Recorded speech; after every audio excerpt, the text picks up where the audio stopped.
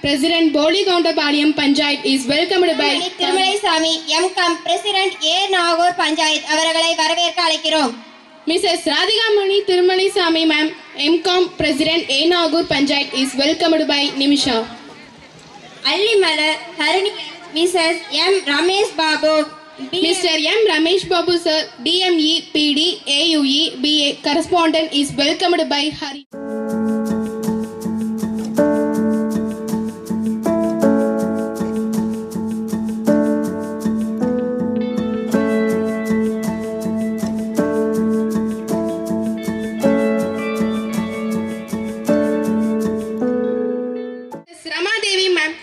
MSc B.Ed Principal of CVM is welcomed by Sahana.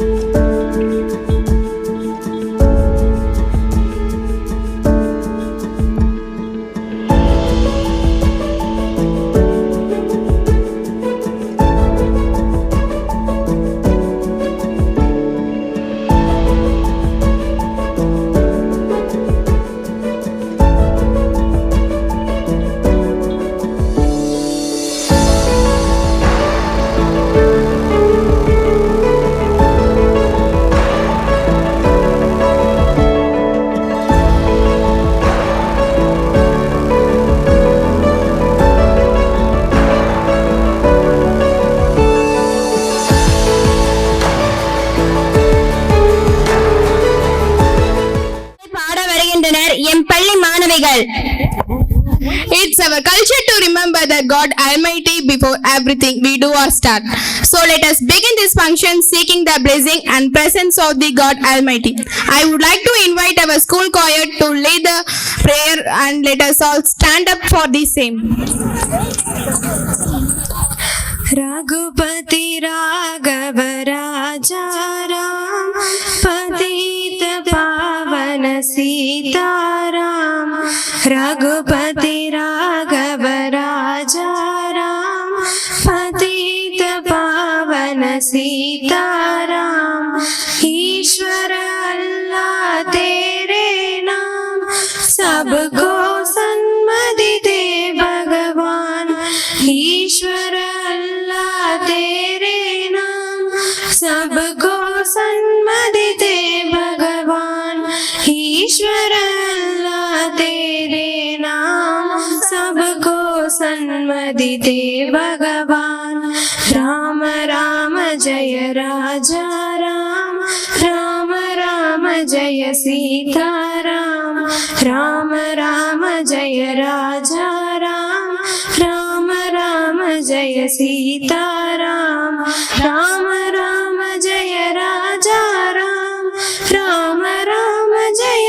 Sitaram Ram Ram जय राजा राम राम राम जय सीताराम रघुपति राघव राजा राम पतित पावन सीताराम रघुपति राघव राजा राम पतित पावन सीताराम ईश्वर अल्लाह तेरे नाम सबको सन्मति दे भगवान ईश्वर अल्लाह तेरे नाम सबको सन्मति दे भगवान ईश्वर अल्लाह तेरे नाम सबको सन्मति दे भगवान राम राम जय राजा राम राम राम जय सीताराम राम राम जय राजा राम राम राम जय सीताराम राम राम जय राजा राम राम राम जय सीताराम நன்றி மாணவிகளே. Thank you dears for creating heavenly atmosphere here. பேரார்வம் கொழுந்துவிட்ட எரிய உருவானதோ இந்த சங்கவி என்ற எழில் நந்தவனம். அவரது உதிரத்தில் மலர்ந்ததுதான் இந்த உன்னத மாளிகை. உழைப்பின் விளைச்சல் தான் இந்த அறிவாலயம். நிலமகளுக்கு சற்றே நேர்வழியிட எடுத்தது போல் பொள்ளாச்சி தாராரம் சாலை கிழக்கே 10 கிலோமீட்டர் தொலைவில் பசுமை நீருக்காய் இயங்கிடும் வயல் சூழ்ந்த கிராமத்தில் அமைந்ததுதான் எங்கள் பள்ளி. வரப்புயர நீர் உயரும், நீர் உயர நெல் உயரும், நெல் உயர குடி உயரும், குடி உயர கோன் உயரும். சகாதேவ கவுண்டர் ஆசையும் தர்ம என்கிற முத்துசாமி கவுண்டர் அவர்களின் ஆசையும் நிறைவேற்றியவர் எங்கள் தாளாளர். சேர்ந்து வளர்வது ஆரம்பம், சேர்ந்து இருப்பது வளர்ச்சி, சேர்ந்து இருப்பதே வெற்றி என வெற்றியை நோக்கி சென்று கொண்டிருக்கும் அவரை ஒரு வரவேற்புரை ஆற்ற அன்புடன் அழைக்கிறோம். இறைவன் ஆசியாலும் பெரியோர்களுடைய ஆதரவாலும் ஆசியாலும் சீரும் சிறப்பாக நடைபெற்றுக் கொண்டிருக்கக்கூடிய நமது பள்ளி 21வது ஆண்டு விழாவுக்கு வருகை புரிந்துள்ள பெற்றோர்களே, தாய்மார்களே, எனது ஆசான் கோபால்சாமி சார் அவர்களே, எனது சகோதரிகள் அருள்மொழி கிருஷ்ணகுமார் அவர்களே, ராதிகாமணி திருமலைசாமி அவர்களே, ஆசிரியர் பெருமக்களே, குழந்தைகளே, பள்ளி முதல்வர் ரமாதேவி அவர்களே, அனைவருக்கும் எனது மாலை வணக்கம். நமது பள்ளியை பொறுத்தவரையிலே கிராமப்புற சூழ்நிலையில் பசுமையான சுற்றுச்சூழலில் தூய்மையான காற்று உள்ள பகுதியில் சிறந்த ஆசிரியர்களுடன் சீரும் சிறப்பாக நடைபெற்றுக் கொண்டிருக்கிறது. நமது நோக்கம் கிராமப்புற ஏழை எளிய மக்களுடைய வளர்ச்சிக்காக நமது பள்ளி பாடுபட்டு கொண்டிருக்கிறது. நமது பள்ளியை பொறுத்தவரையில் மும்மொழி கொள்கை சிறப்பாக செயல்பட்டு கொண்டிருக்கிறோம். ஆங்கிலம், தமிழ், ஹிந்தி இந்த 3 மொழிகளுக்கும் ஒரே அளவான முக்கியத்துவம் கொடுத்து குழந்தைகளுக்கு மும்மொழியை நாம் கற்பித்துக் கொண்டு இருக்கின்றோம். அதேபோல் விளையாட்டு, உடல் கல்வி மற்றும் கலை, இலக்கியம் ஆகிய நிகழ்ச்சிகளும் நடத்தி குழந்தைகளுடைய திறமைகளை வெளிப்படுத்திக் கொண்டிருக்கின்றோம். இந்த காலகட்டம் கொரோனா முடிந்து ஒரு சில மாதங்கள் ஆன காலகட்டத்தில் இன்று நாம் மிக பெரிய ஒரு சூழ்நிலையில் சொல்ல முடியாத இன்னல்களில் அனைவரும் இருக்கிறோம். என்னவென்றால், அனைத்து குழந்தைகள் கையிலும் கைபேசி. தெரிந்தோ தெரியாமலோ கொரோனா காலத்தில் ஆன்லைன் வகுப்புகள் எடுக்க வேண்டிய கட்டாயத்துக்கு வந்துவிட்டோம். ஆகவே பெற்றோர்களை கட்டாயப்படுத்தி கைபேசி வாங்கி கொடுக்க சொன்னோம்.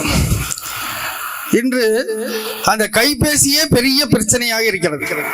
ஆகவே கைபேசியை கொடுக்க வேண்டாம் என்று ஒவ்வொரு கூட்டத்திலையும் நான் வலியுறுத்தி கொண்டிருக்கின்றேன். குழந்தைகளுக்கு கைபேசி மூலம் 90% நல்லது இருந்தாலும் அதில் இருக்கக்கூடிய 1% கெட்டது 90% அவர்களை ஆக்கிரமிப்பு செய்து கொள்கிறது. ஆகவே பெற்றோர்கள் இந்த தருணத்தில் உங்களை எல்லாம் வேண்டி கேட்டுக்கொள்வது, குழந்தைகளுக்கு கைபேசி கொடுக்காதீர்கள்.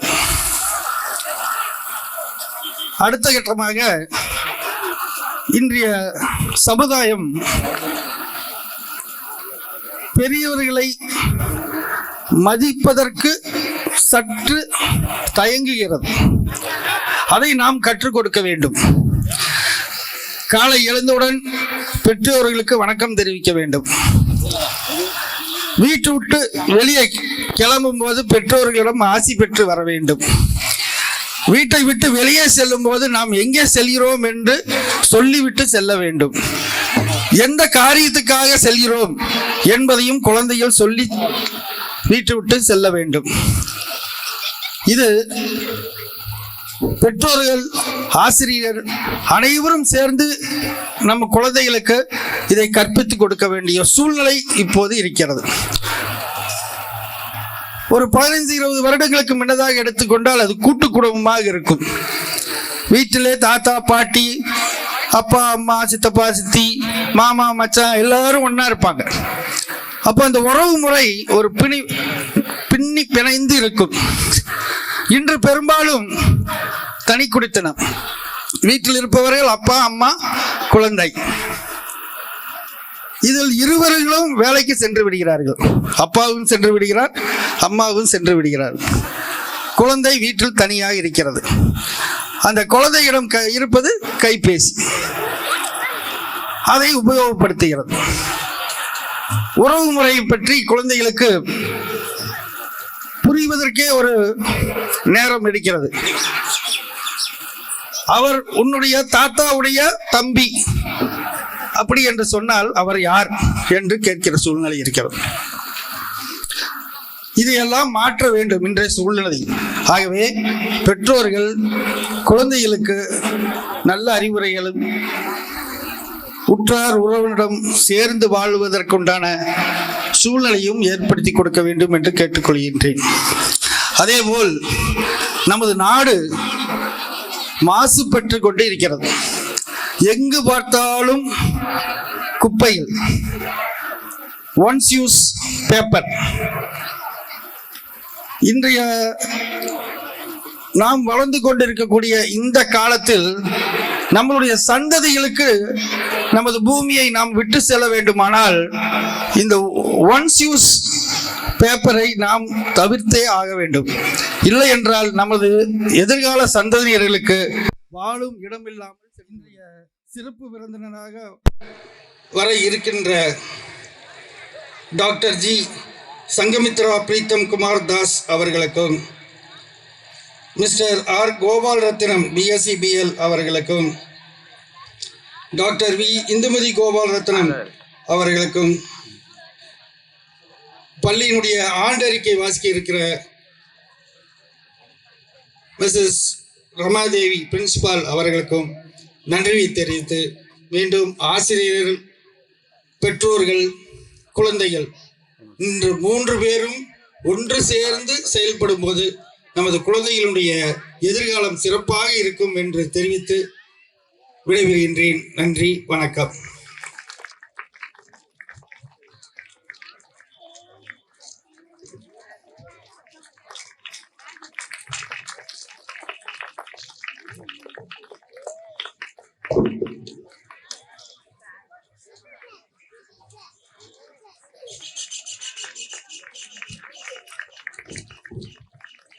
BSc. Mr. T. Easwaran, MA, B.Ed. 8th. Miss Haisri, BE. Mrs. K.M. Kalishwari, BSc, DT, Ed. Miss Kalaivani, MA, B.Ed. Mr. Mahalingam, MSc, B.Ed.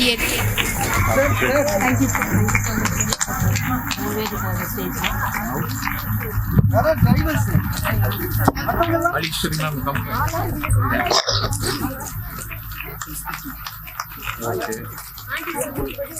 32.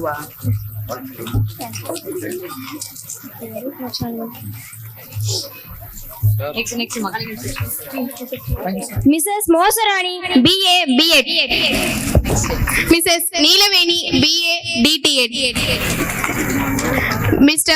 Pragaspati, BSc, B.Ed. Mrs. Priya, MA, B.Ed. I request Arulmoli ma'am to present the prize. Mrs. Rajati, M.Com, B.Ed. Mrs. Ramadevi, MSc, B.Ed.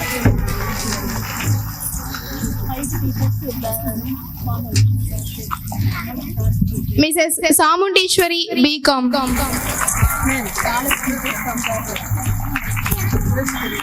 Miss Satya Surya, M.Com.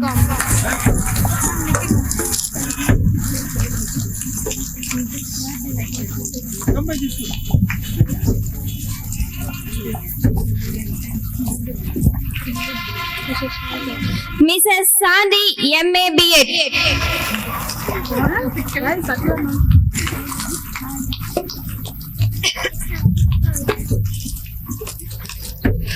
Now I request Mrs. Radhika Mani to present the prizes. Mrs. J. Tilakavati, B.A. Mrs. Vatsalam, MA, B.Ed.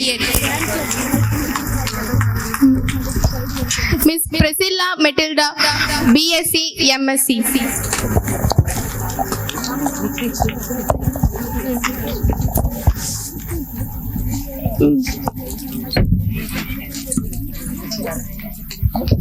Mr. Arun Prasad, Karate Master.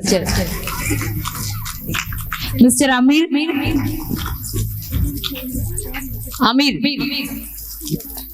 Sendil Kumar, BTTTA.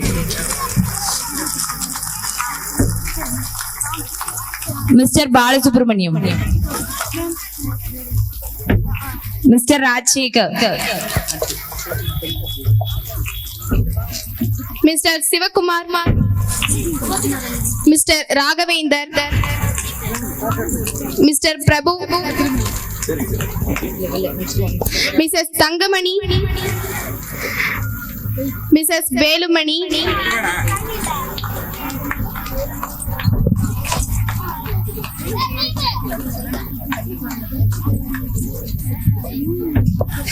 Mrs. Bhagyam, Ponnammal, Sornam.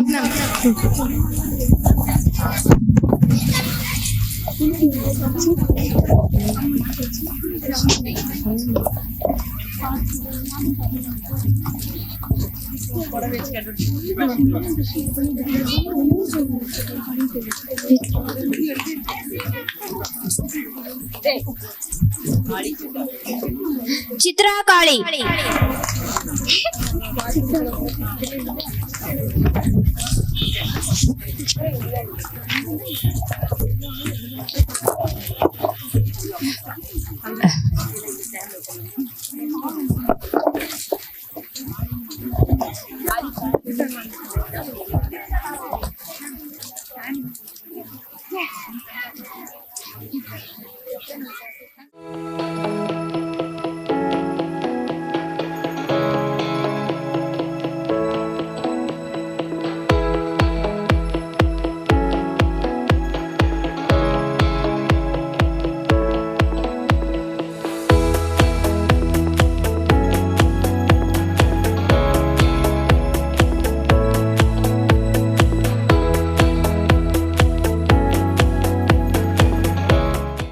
சங்கம் உடுமலை தமிழிசை சங்கம் இணைந்து நடந்தது தமிழர் பண்பாட்டு திருவிழா. மாணவர்களுக்கான கலை கோலப்போட்டி M Taruna 12th standard, R Pratiksha 12th standard, Vaishnavi 12th standard. கோலப்போட்டி D Abhinaya 12th standard, Inika 10th standard, Pavithra Devi 12th standard. கட்டுரை போட்டி S Pavithra Devi 12th standard, P Ilakkiya 10th standard, Tapasvi 10th standard. Now I request correspondent sir to present the prizes.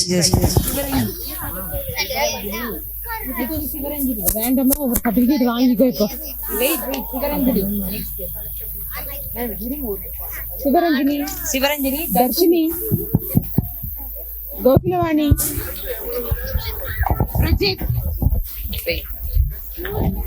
Now I request Gopal Sami sir to present the prizes. Sabareesh Deva, Pragadeesh Deva,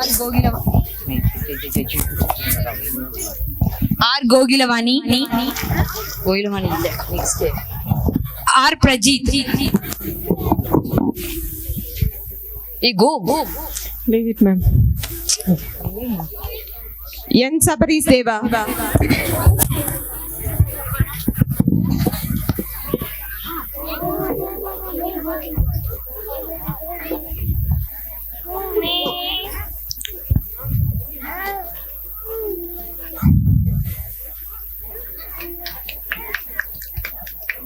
R Prajith,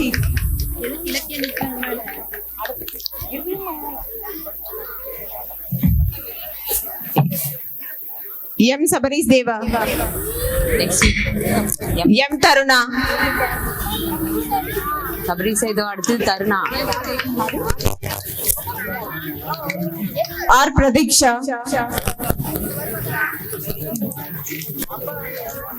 K Vaishnavi, எத்தனை பேர் இருக்காங்க? 4 பேர்.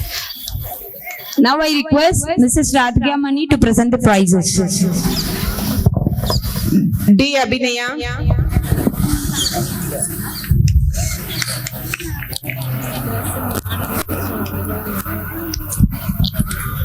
ரெண்டு பேரா?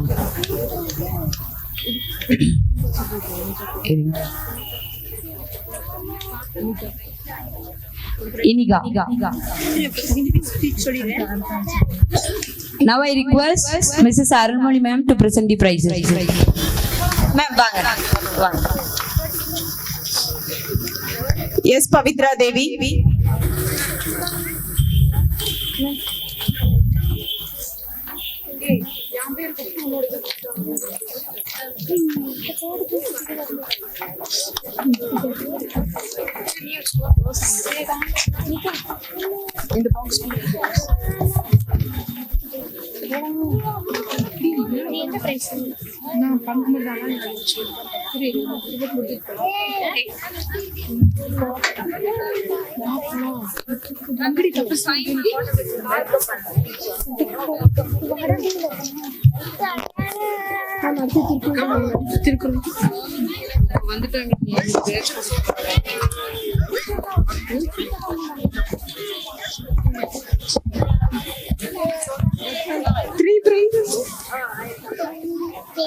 படிக்கவே இல்லை.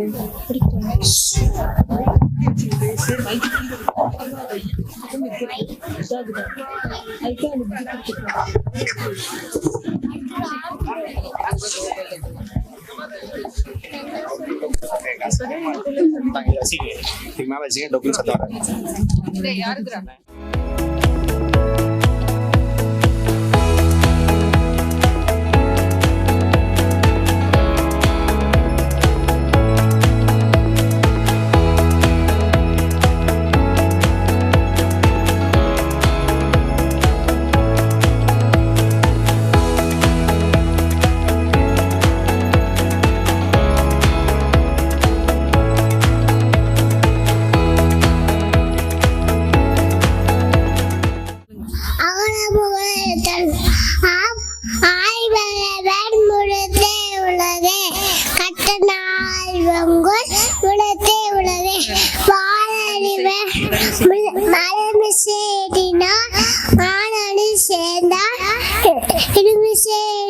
வாழ்வாள் வெந்தை வேளாமை இதானடி சேனாக்குதே யாரும் யாரோடுமே இல்லை சேரும் சேராயிடுவன் முடுத்தே உலகு நன்றி எழுத்தெல்லாம் வணக்கம் வணக்கம் அகல முகல எழுத்தெல்லாம் ஆடி பரவ உடத்தே உலகு கட்டத நாளாய் பயனின்கோள் பாலடிவன் நட்டால் தொழாடினி மலமிசை ஏறினார் மானடி சார்ந்தா கிளமிசை திருவாழ்வா வேண்டுதல் வேணாமை இளநடி சார்ந்தாக்கே யாரும் இதுமை இல்ல இழுசேரு சாராயவன் கொலுசே புடன் புரிந்த மாட்டேன் நன்றி எங்கள் பள்ளி மாணவன் சபரிநாதன் அவர்களை திருக்குறள் ஒப்பிக்க அழைக்கிறோம்.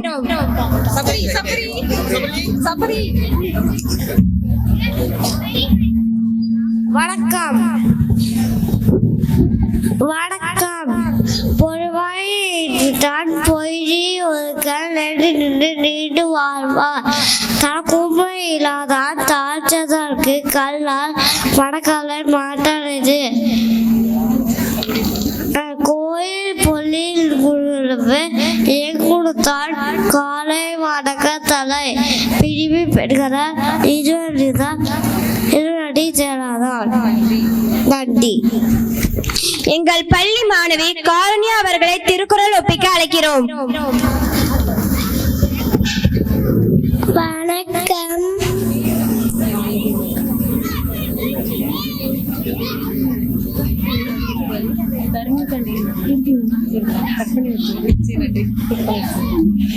நன்றி. நீர்மை கொன்றம் தடிந்தடிலி தான் நல்காதாகிவிடின் திறப்போடு பூத்தனை தெல்லாது வானம் வரக்குமேன் வானார்க்கும் மீண்டு தானம் தாமரண்டும் தங்காவிய நலகம் வானம் வழங்காது எனில் நீரென்று அமையாத உலகிலேன் யார் யாருக்கும் வானென்று அமையாத உலகு நன்றி. எங்கள் பள்ளி மாணவி தர்ணிகா அவர்களை திருக்குறள் ஒப்பிக்க அழைக்கிறோம். வணக்கம்.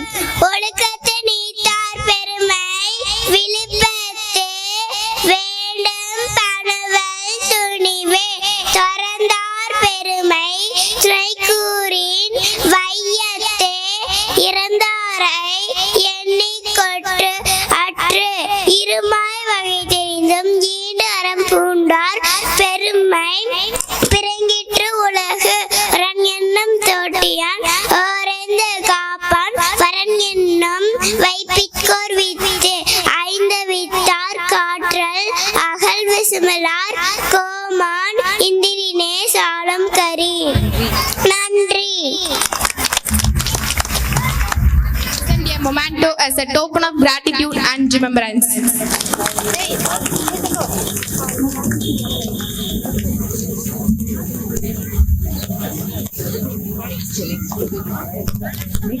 சார்பாக நினைவு பரிசினை வழங்குமாறு பள்ளி தாளாளரை கேட்டுக்கொள்கிறோம். கோபாலரத்தினம் அவர்களுக்கு எங்கள் பள்ளியின் சார்பாக நினைவு பரிசினை வழங்குமாறு பள்ளி தாளாளரை கேட்டுக்கொள்கிறோம்.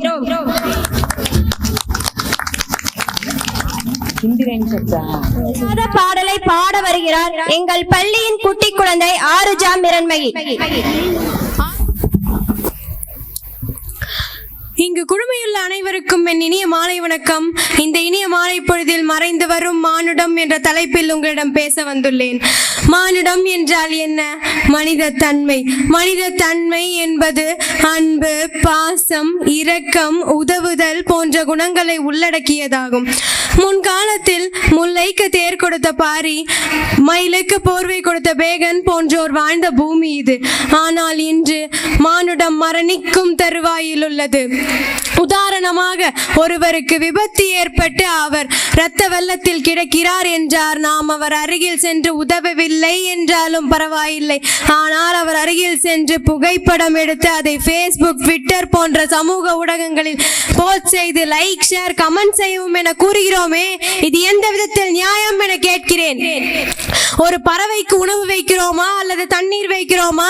அதை விடுங்கள். பசி என்று வருவோருக்கு ஒரு வேளையாவது உணவளிக்கிறோமா? இல்லை. சற்றே சிந்தித்து பாருங்கள். உண்மையிலேயே உதவி தேவைப்படுவோருக்கு நம்மில் எத்தனை பேர் உண்மை செய்கிறோம்? சிந்தித்து பாருங்கள். இன்று அனைத்துமே செல்ஃபிஷாக மாறிவிட்டது. செல்ஃபிஷ் என நான் இங்கு குறிப்பிடுவது சுயநலம். முன்காலத்தில் பொதுநலம் மட்டுமே மேலோங்கி இருந்தது, ஆனால் இன்று அனைத்தும் சுயநலமாக மாறிவிட்டது. இதுவே மானுடம் மறைய காரணமாக இருக்கும் என நான் நினைக்கிறேன். சரி, பிரச்சனை தெரிந்துவிட்டது, காரணமும் புரிந்துவிட்டது. இதற்கான தீர்வுதான் என்ன? யாதும் ஊரே யாவரும் கேளீர், உன்னை போல் பிறரை நினை, அன்பு ஒன்றே மாறாதது போன்ற வாக்கியங்களுக்கு ஏற்ப வாழ வேண்டும். எந்த ஒரு சூழ்நிலையையும் பிரச்சனைகளையும் முன் பார்வையில் மட்டும் பார்க்காமல் மற்றவர்களின் பார்வையில் நின்று பார்த்தால் அதற்கான தீர்வு உடனே கிடைக்கும். மானிடமும் வாழும் என நினைக்கிறேன். வாழும் காலம் வரை அனைத்து உயிர்களுக்கும் நல்லதை மட்டுமே செய்வோம். நம்மால் மாற்றம் வந்தால் மானிடம் என்றும் வாழும் என கூறி என சிற்றரை முடிவு செய்கிறேன். நன்றி, வணக்கம். கல்வியின் முக்கியத்துவத்தை பறைசாற்ற வருகிறார் எம் பள்ளி 7ஆம் வகுப்பு மாணவி Aruna. Education. Present in this wonderful occasion, I am here to give a speech on education, because with the power of education we can mold and transform the world. Education supports us in acquiring new knowledge, developing new talents and deepening our awareness of the world. It is the cornerstone of prosperous and satisfying existence. Thus it should be treasured and safeguarded. Education has capacity to transform people into engaged and active citizens and contributed to the development of society. So let us embrace education and make daily effort to study and develop. But getting an education is more than just getting a degree and landing a decent job. Then tell me, what is really about education? It is about learning to think critically, creatively and improving oneself personally. We must prepare with abilities and information required to adapt and flourish in complicated and quickly changing the world in which we live today. I like to end up my speech with powerful quote of Malala Yousafzai. One child, one teacher, one pen and one book can change the world. So, with the power of education, we can change the world. Thank you for giving a wonderful opportunity. Thank you. சங்கங்கள் மறைந்தாலும் புது மொழியை உருவாக்கி அதில் முத்திரை பதிக்க நாங்க ready என பேச வருகிறார் அபினவ் அவரது மொழியில். Now I request to call upon Abhinav from class 5th to give a अभिनव है। मैं 5वीं वर्ग में पढ़ता हूँ। मैं अब दक्षिण भारत हिंदी प्रचार सभा के बारे में हिंदी के लिए बताने आए हैं। दक्षिण भारत हिंदी प्रचार सभा एक राष्ट्रीय महत्व की संस्था है। इसकी शाखाएं दक्षिण के चारों प्रांतों में आंध्र व तेलंगाना, कर्नाटका, केरला और तमिलनाडु में है। इन शाखाओं का प्रधान कार्यालय चेन्नई में स्थित है। गांधी जी ने इस स्थापना सन 1918 में की। वे आजीवन इस संस्था के अध्यक्ष रहे। दक्षिण भारत हिंदी प्रचार सभा संसदीय अधिनियम 1964 के अंदर राष्ट्रीय महत्व की संस्था है। भारतीय भाषाओं के माध्यम से हिंदी सिखाने के लिए सभा से कई पुस्तकों का प्रकाशन किया। सभा से हर साल हजारों का संख्या में हिंदी भाषा के कुशल प्रचारक निकल रहे हैं। केंद्र सभा से हिंदी प्रचार समाचार एवं दक्षिण भारत प्रकाशित हो रहे हैं। इनके द्वारा आम जनता लाभान्वित होती है। गांधी जी के रचनात्मक कार्यक्रमों में हिंदी का प्रचार एक है। उनको सपनों को सभा साकार बनाती आ रहे हैं। धन्यवाद। ஆங்கிலத்திலும் மொழிபெயர்த்த புலவர்களே, முடிந்தால் இந்த மொழியை படியுங்கள் பார்க்கலாம். Hindi perhaps as the second most translations of the Sangavi school में 8वीं वर्ग में पढ़ती हूँ। मैं अब हिंदी में तिरुकुरल के बारे में बताने के लिए आए हूँ। अक्षर सभेक आदि में माहर का स्वान अगिल लोको आदि दो रहा आति भगवान अगर முதல எழுத்தெல்லாம் ஆதி பகவான் முதற்றே உலகு बिगोबाजन बी बला क्या आयो काम श्रीपद पर सत्याग में यदि नकी क्या प्रयाम கற்றதனால் ஆய பயனின்கொள் வாளறிவன் நற்றால் தொழார் எனின் இதை பதம் கத் ஈஷா के पाद पदम बद जाय श्रेयस्कर बरलोग में சிரஞ்சீவி रख जाय மலர் மிசை ஏகினான் மானடி சேர்ந்தார் நிலமிசை நீடு வாழ்வார் राग विगिन के वर्ण से जोड़ लोग दुरव नादो उनको कभी बहु बाधा कारोग वेंडदल वेंडामे इला नडी सेंदार्क यांडुम इडुमे इला जो रखते हैं ईशा के सत्य भजन में लिप्त अन्यसत कर्मा दो उनको करेना लिप्त இருள் சேர் இருவிடையும் சேரா இறைவன் பொருள் சேர் புகழ் புரிந்தார் மாற்று धन्यवाद நன்றி சந்திர. Thank you, dear. Sanskrit song. शारदे करुणानिधे सकलाणवाम्ब सदा जनान् चारणादिमगीत वैभव पूरिता किल दीप्तते शारदे करुणानिधे सकलाणवाम्ब सदा जनान् धर्मभूषण भूषिते वरदनमौलि विराजिते धर्मभूषण भूषिते वरदनमौलि विराजिते शर्मदागिनि कर्ममोचिनि निर्मलं गुरुमानसं शर्मदागिनि कर्ममोचिनि निर्मलं गुरुमानसं शारदे करुणानिधे सकलाणवाम्ब सदा जनान् हस्त संवृत पुस्तकाक्षपटि सुधाघटमुद्रिते हस्त संवृत पुस्तकाक्षपटि सुधाघटमुद्रिते हस्तवास्तिनि वर्णने चतुरोणलक्तचरोतमा हस्तवास्तिनि वर्णने चतुरोणलक्तचरोतमा शारदे करुणानिधे सकलाणवाम्ब सदा जनान् चारणादिमगीत वैभव पूरिता किल दीप्तते शारदे करुणानिधे शारदे करुणानिधे शारदे करुणानिधे शारदे करुणानिधे शारदे करुणानिधे शारदे करुणानिधे. நன்றி அபினவ். Thank you, Abhinav. மனிதர் குல மாணிக்கம் சிலருண்டு மாசரும் பொன்னாய் மணியாய் மாணிக்கமாய் ஆசிரியர் தொழிலுக்கு பெருமை சேர்த்தவர் நீங்கள் காலம் தந்த வெண்வெளி பாலம் நீங்கள் கனவுகள் நனவாக வந்த விரிவெளி நீங்கள் மரம் தனக்காக பழுப்பதில்லை ஆறு தனக்காக ஓடுவதில்லை சான்றோர் தனக்காக வாழ்வதில்லை அத்தகைய சான்றோர்களின் ஒருவராய் வந்திருக்கும் ஆசிரியர் பெருந்தகை ஒரு சில வரிகள் வாழ்த்துரை வழங்குமாறு கோபாலசாமி அவர்களை அன்புடன் அழைக்கிறோம். He is a leader with courage to go first, to put himself at personal risk, to open a path for others to follow. He is none other than a walking role model, our honorable advisor, Mr. Gopalaswamy, BA, BPE, BPEd, to share his views. அன்புடையார் என்பும் உரியர் பிறர்க்கு தெய்வத்தானாகாதெனினும் முயற்சி தன்மை வருத்த கூலி தரும்.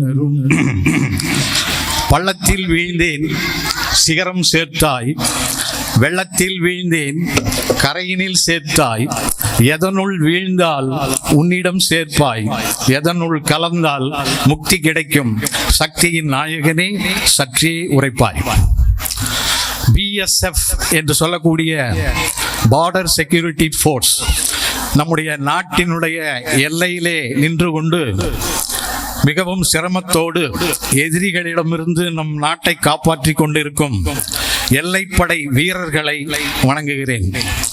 ஊருக்கு உணவளிக்கும் விவசாயிகளை வணங்குகிறேன்.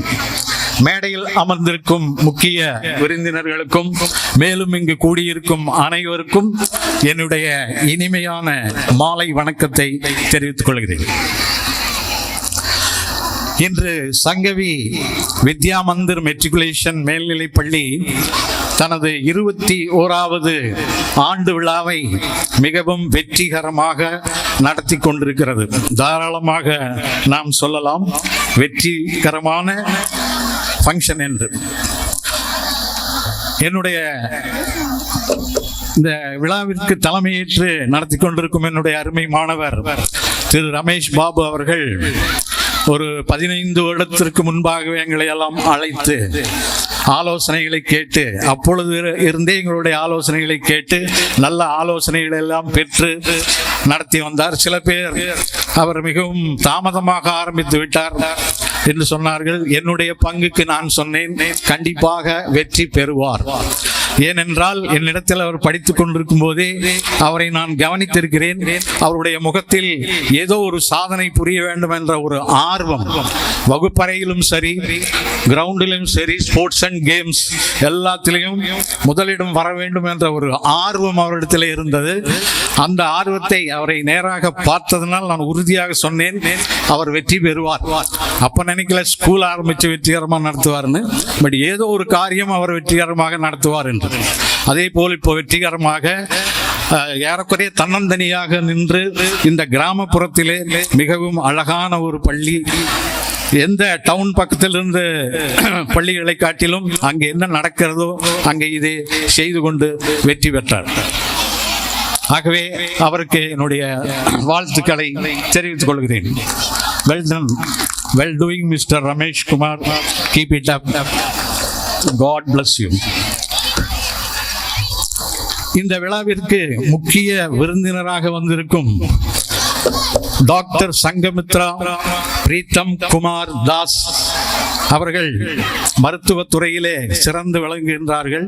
பொள்ளாச்சி அரசு மருத்துவமனையிலே பணிபுரிந்து கொண்டு மிகவும் அழகாக செய்து கொண்டிருக்கிறார் என்று கேள்விப்பட்டேன்.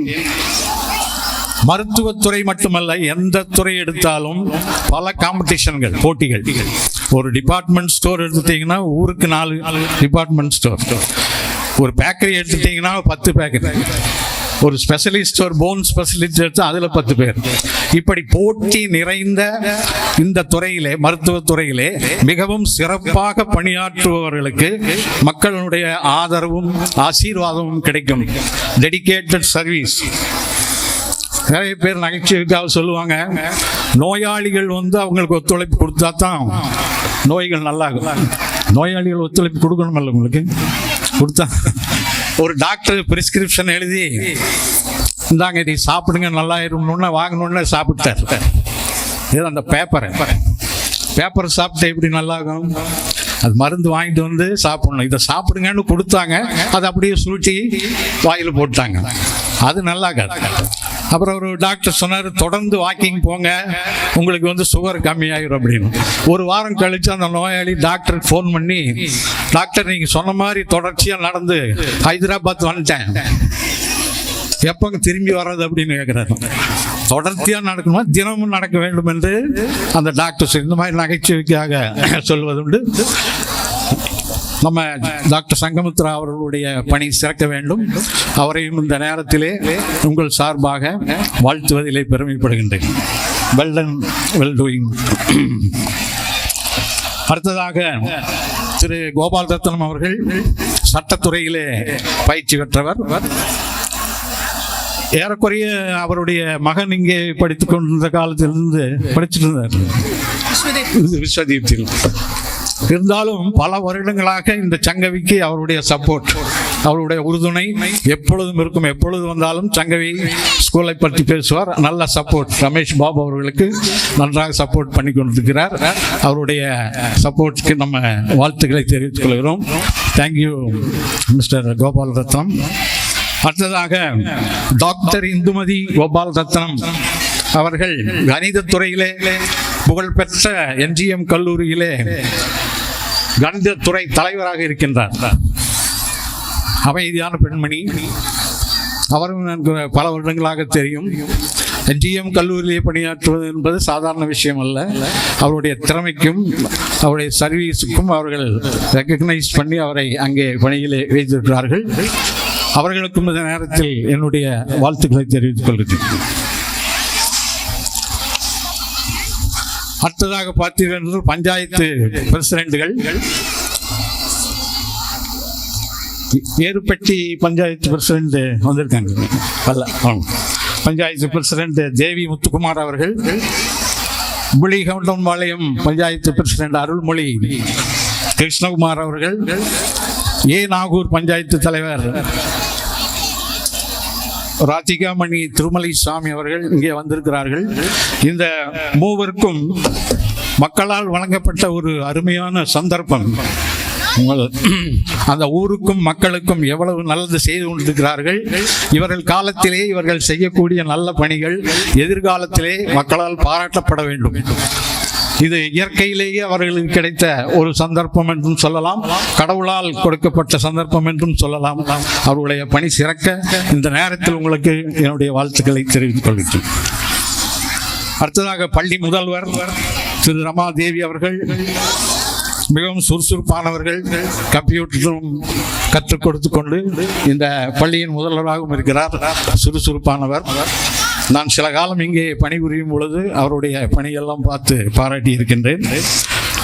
அடுத்ததாக உங்களுடைய அனுமதியோடு நம்முடைய குழந்தைகளுக்கு நேரடியாகவோ மறைமுகமாகவோ இங்கே பணிபுரியக்கூடிய அத்தனை ஆசிரியர்களையும் அவர்களுடைய பெயர்களை சொல்லி வாழ்த்தலாம் என்று இருக்கிறேன். உங்களுடைய பர்மிஷன் வாழ்த்திடலாங்களா? உங்களை தான் கேட்கணும். வாழ்த்திடலாமா? ஜஸ்ட் ஒரு 3 minutes. இப்போ தமிழ் டிபார்ட்மெண்ட் ஐயா ஈஸ்வரன் ஐயா அவர்கள், தமிழ் டிபார்ட்மெண்ட் ஈஸ்வரன் ஐயா மற்றும் அவருடைய சகாக்கள் தமிழ் டிபார்ட்மெண்ட் மிகவும் அழகாக சொல்லிக் கொடுப்பார். நான் இங்கே பணிபுரியும் போது நிறைய வகுப்புகளில் சென்று ஒரு 5 நிமிடம் 10 நிமிடம் கவனித்திருக்கிறேன். அவருடைய கிளாஸிலும் கவனித்திருக்கிறேன். 12ஆம் வகுப்பு 10ஆம் வகுப்பில் மிகவும் அழகாக சொல்லித் தருவார்கள். அவர் சொல்லிக் கொடுக்கும் அந்த அழகை பார்க்கும் பொழுது என்னுடைய ஆசிரியர்கள் 1960களில் நான் படித்தேன். அந்த என்னுடைய தெய்வங்களாகிய அந்த தமிழாசிரியர்கள் எனக்கு நினைவுக்கு வந்தார்கள். அவ்வளவு அழகாக சொல்லித் தருவார்கள். ஆகவே உங்கள் குழந்தைகளுக்கு தமிழை பற்றி எந்த கவலையும் இல்லை. அடுத்தது பார்த்தீங்கன்னா தமிழ் டிபார்ட்மெண்ட், இங்கிலீஷ் டிபார்ட்மெண்ட். ஆங்கில துறையிலே தலைவராக இருந்து கொண்டு திருமதி பிரியா மேம் மற்றும் அவருடைய டீம் மிகவும் அழகாக சொல்லிக் கொடுத்திருக்கிறார்கள். Spoken English. நான் இங்கு பணிபுரியும் பொழுது பிரியா மேம் அவர்கள் ஆங்கில இலக்கணத்திலே அத்துணை பயிற்சி பெற்றவர். ஸ்போக்கன் இங்கிலீஷ் நாங்கள் ட்ரைனிங் கொடுத்துட்டு இருந்தோம். நல்லா எனக்கு ஹெல்ப் பண்ணாங்க. அத்துணை ஆசிரியர்களும் இங்கிலீஷ் பாடத்தை நன்றாக சொல்லிக் கொடுத்திருக்கிறார்கள். ஆகவே உங்கள் குழந்தைகளுக்கு ஆங்கிலத்தை பற்றி கவலைப்பட வேண்டியதில்லை. அடுத்ததாக மேத்ஸ் கணக்கு டிபார்ட்மெண்ட் திருமதி காளீஸ்வரி மேம் இன்னும் புதிதாக வந்திருக்கிறார்கள். அவருடைய பெயர் சரியாக தெரியவில்லை என்றாலும் அவர்களையும் நான் இந்த நேரத்தில் பாராட்டிக் கொள்கிறேன். உங்கள் குழந்தைகளுக்கு கணக்கை பற்றி கவலைப்பட வேண்டிய அவசியமில்லை. அருமையான ஒரு டீம் இங்கே ஒர்க் பண்ணிட்டு இருக்காங்க. அடுத்ததாக ஜெனரல் சயின்ஸ் மிஸ்ஸஸ் திலகவதி மற்றும் அவருடைய சகாக்கள் அழகாக பணிபுரிந்து வருகிறார்கள். அடுத்தது பார்த்தீங்கன்னா திருமதி வத்சலா மேம் சோஷியல் சயின்ஸ். நல்ல பொறுமையான ஒரு டீச்சர். ஆன்மீகம் கூட கொஞ்சம் கலந்து அப்பப்போ சொல்லிட்டு இருப்பாங்க. என்னை கேட்பாங்க ஃப்ரீயாக இருக்கும்போது நான் ஒரு ஆன்மீக பாயிண்ட்டு, ஒரு வாழ்க்கைக்கு தேவையான ஒரு முக்கியமான பாயிண்ட் சொல்லலாங்களா சார்னு. தாராளமாக சொல்லுங்கள். வாழ்க்கைக்கு தேவையான பாயிண்ட்டை சொல்லி கொடுக்கறது தான் ஸ்கூல். சில சமயம் பெற்றோர்களை விட ஆசிரியர்களிடம் அந்த குழந்தைகள் மனம் விட்டு பேசும். அப்போ உங்கள் வீட்டில் பேசும்போது நீங்கள் நல்ல நல்ல கருத்துக்களை அவர்களுக்கெல்லாம் சொல்லிக் கொடுத்து விடுங்கள் என்று சொல்லிவிட்டு அன்று இரவே எனக்கு ஃபோன் மூலமாக நான் இந்த கருத்தை 10ஆம் வகுப்பு சொன்னேன் சார், இது கரெக்டுங்களா அப்படின்னு. ரொம்ப பிரமாதம் என்று அழகாக பணிபுரிந்து வருகிறார்கள். அவர்களுக்கு என்னுடைய வாழ்த்துக்களை தெரிவித்துக் கொள்கிறேன். பார்ட் டைம் டீச்சர்ஸாக வருகின்ற மிஸ்ஸஸ் பானுமதி, மேலும் இங்கே பணிபுரியும் ஹயாஸ்ரீ, என்னுடைய மாணவிகள் 2 பேர் இங்கே பணிபுரிந்து வருகிறார்கள். சத்ய சூர்யா மற்றும் பிரசில்லா 2 பேரும் என்னுடைய மாணவிகள் இங்கே பணிபுரிந்து வருகிறார்கள். என்னுடைய மாணவிகள் என்னுடைய மாணவர் பள்ளியிலே பணிபுரிவது எனக்கு மிகவும் பெருமையாக இருக்கின்றது. அவர்கள் பணி சிறக்கவும் என்னுடைய வாழ்த்துக்களை தெரிவித்துக் கொள்கிறேன். மற்றபடி ஆபீஸ் மிகவும் அருமையாக வைத்திருக்கும் திருமதி தீபா அவர்களையும், ஹிந்தி டிபார்ட்மெண்ட் மிஸ்ஸஸ் மோட்சா ராணி அவர்களை இந்தி பிரச்சார சபா எக்ஸாம் எல்லாம் கூட்டிகிட்டு போய் அவ்வளோ ஆர்வமாக சொல்லி கொடுத்து எக்ஸாம் எழுத வச்சுட்டு இருக்காங்க. அதுக்கு தாளாளர் வந்து நல்லா கோஆப்ரேட் பண்ணுறதுனால நல்லா சக்ஸஸ்ஃபுல்லாக நடத்திட்டு இருக்காங்க. அப்புறம் ஃபிசிக்கல் எஜுகேஷன் டீச்சர், உடற்கல்வி ஆசிரியர் இங்கே பணிபுரிந்திருக்கிறார், அவர்களையும் வாழ்த்துகிறேன். பள்ளி பேருந்து இயக்குநர்கள் திரு பாலு மாப்பிளை, mister Raghu, mister Amar, mister Sivakumar, mister Sekar, மேலும் அந்த நடத்துனர்கள் உங்கள் குழந்தைகளை பாதுகாப்பாக ஏற்றி வந்து மீண்டும் உங்கள் குழந்தைகளை பாதுகாப்பாக இறக்கி விடுகிறார்கள். ஆகவே பாதுகாப்புக்கு உங்கள் குழந்தைகளுக்கு எந்த விதமான பிரச்சனையும் இல்லை, அவர்களையும் வாழ்த்துகிறேன். அடுத்ததாக பார்த்தீங்கன்னா ஆயமக்காள்கள் திரு வேலுமணி அவர்கள், திரு தங்கமணி அவர்கள், திரு பாக்கியம்மா அவர்கள் எப்போ பார்த்தாலும் அதெல்லாம் சுத்தமாக வச்சுருப்பாங்க. பாத்ரூம் எல்லாமே பார்த்தீங்கன்னா ரொம்ப சுத்தமாக வச்சுருப்பாங்க. உங்கள் குழந்தைகள் சுத்தமான பள்ளியிலே படிக்கிறார்கள். அதற்கும் என்னுடைய வாழ்த்துக்களை தெரிவித்துக் கொண்டு கலை நிகழ்ச்சிகளை நடத்த போகும் குழந்தைகளுக்கு என்னுடைய வாழ்த்துக்கள். பார்த்தீங்கன்னா வந்து ஸ்பீச் செக்ரட்டரி மேம் அவர்களை வருக வரவேற்றேன். வருகிற 10ஆம் வகுப்பு மற்றும் 12ஆம் வகுப்பு பொதுத் தேர்வு எழுத போகும் 10 மற்றும் 12ஆம் வகுப்பு மாணவிகளுக்கும் என்னுடைய வாழ்த்துக்களை தெரிவித்துக் கொள்கிறேன். ஒரு சில கருத்துக்களோடு நான் முடித்துக் கொள்கிறேன். எனக்கு கொடுத்த டைம் இன்னொரு 4 நிமிஷம் இருக்கு, அதுக்குள்ள நான் முடிக்கணும். பங்க்சுவாலிட்டியில் என்ன மாதிரி என்னுடைய ஸ்டூடெண்ட் ரமேஷ் பாபு கரெக்டாக இருப்பார். நான் இப்படி திரும்பி பார்த்தோன்னா அவர் வாட்ச் பார்ப்பார். சார் உங்களுக்கு கொடுத்த டைம் முடியும் போது இன்னும் என்ன பண்ணிட்டு இருக்கீங்க, அந்த மாதிரி அவர் எப்பவுமே பங்க்சுவாலிட்டி. அது மாதிரி அதுக்குள் நான் முடிக்க வேண்டும். ஒரு சில கருத்துக்களை தெரிவித்துக் கொண்டு நான் விடைபெறுகிறேன். நல்லதை உங்கள் குழந்தைகளுக்கு சீக்கிரமாக சொல்லிக் கொடுத்து விடுங்கள். நல்லதை நமது குழந்தைகளுக்கு சீக்கிரமாக சொல்லிக் கொடுத்து விடுங்கள். ஏனென்றால் நமது வாழ்க்கை எப்போது முடியும் என்று நமக்கு தெரியாது. நமது குழந்தைகளுக்கு நம்மை விட யாரும் நல்லதை சொல்லிக் கொடுத்து விட முடியாது. சொல்லிக் கொடுங்கள். வாழ்க்கையிலே இருக்கக்கூடிய பிரச்சனைகளை குழந்தைகளுக்கு சொல்லிக் கொடுங்கள். வாழ்க்கையிலே நிறைய பிரச்சனைகள் இருக்குது, அதை சொல்லிக் கொடுங்கள். அப்படி சொல்லிக் கொடுத்தால்தான் அவருடைய வாழ்க்கை எதிர்காலத்திலே நல்லபடியாக அமைத்துக் கொள்ள முடியும்.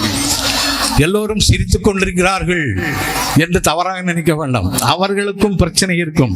பிரச்சனைகளை எல்லாம் சமாளித்து விட்டு அவர்கள் சிரித்துக் கொண்டிருக்கிறார்கள்.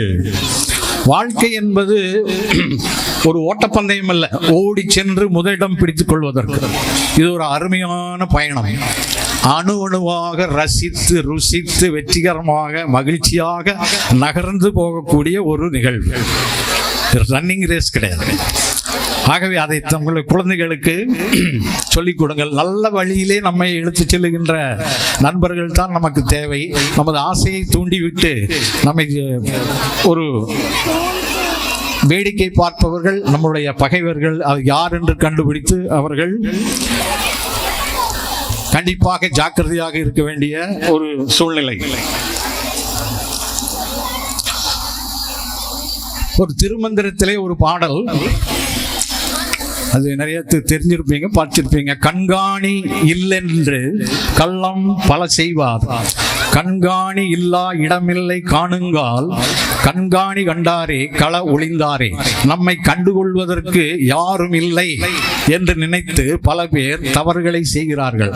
உண்மையிலேயே நம்மை கண்காணிப்பவர் ஒருவர் இருக்கிறார் என்று உணர்ந்தால் தவறு செய்பவரை நிறுத்திக் கொள்வார்கள். அழகான செய்யுள்.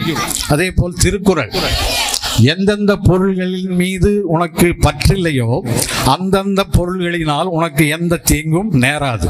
பற்றில்லையோ ஒட்டி கொள்ளக்கூடாது. அந்த திருக்குறளை திருவள்ளுவர் உதடுங்கூட ஒட்டாமல் எழுதியிருக்கார். உதடே ஒட்டாத ஒரு திருக்குறள். யாதனின் யாதனின் நீங்கிய நோதல் அதனின் அதனின் இளன். உதடே ஒட்டாது.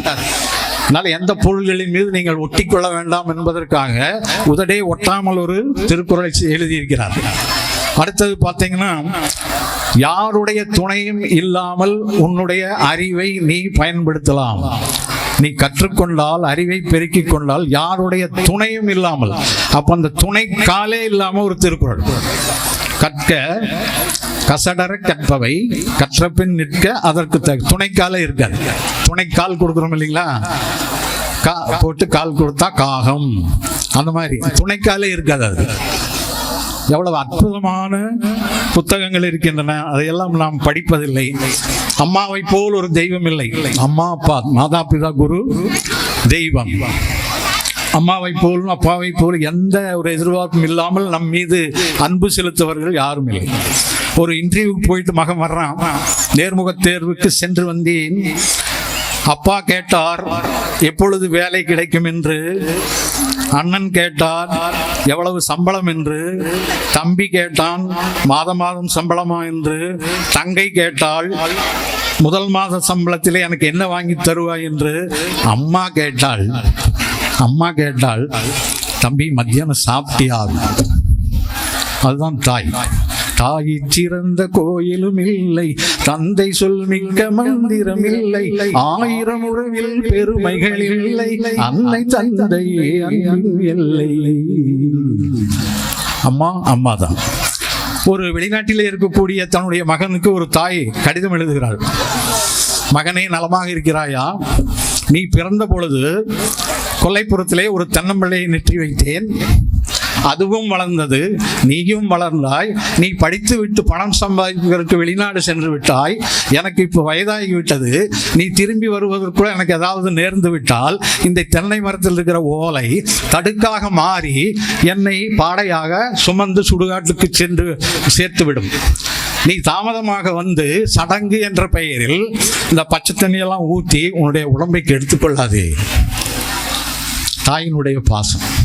இப்போ ஏற்பட்ட தாய் தந்தைகளை எல்லாம் விட்டுட்டு பணம் சம்பாதிப்பதற்காக வெளிநாடு போகிறாங்க. நான் சொல்லுவேன், எங்கள் கிளாஸில் எல்லா கிளாஸ்லையும் சொல்லுவேன், போங்க சம்பாதிங்க, திரும்பி வந்துருங்க.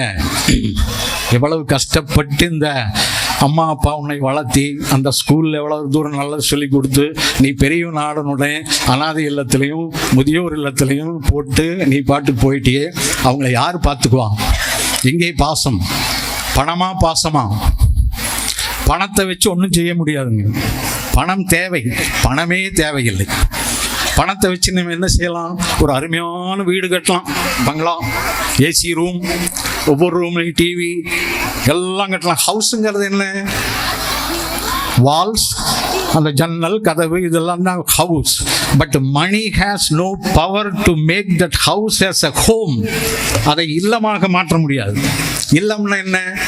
கணவன் மனைவி உறவினர் அந்த தாத்தா பாட்டி பேரன் எல்லாம் ஒன்றா உட்கார்ந்து சந்தோஷமாக பேசிக்கொண்டு சாப்பிடக்கூடிய இடம்தான் இல்லம். பணத்தை வைத்து அந்த இல்லத்தை வாங்க முடியுமா? பணத்தை வச்சு அழகான ஒரு பெட்டு வாங்கலாம். எத்தனையோ லட்சத்துக்கெல்லாம் பெட் இருக்காமா, வாட்டர் பெட்டு, ஹைட்ரஜன் பெட்டு, அப்படி ஆடிக்கிட்டே இருக்கும்.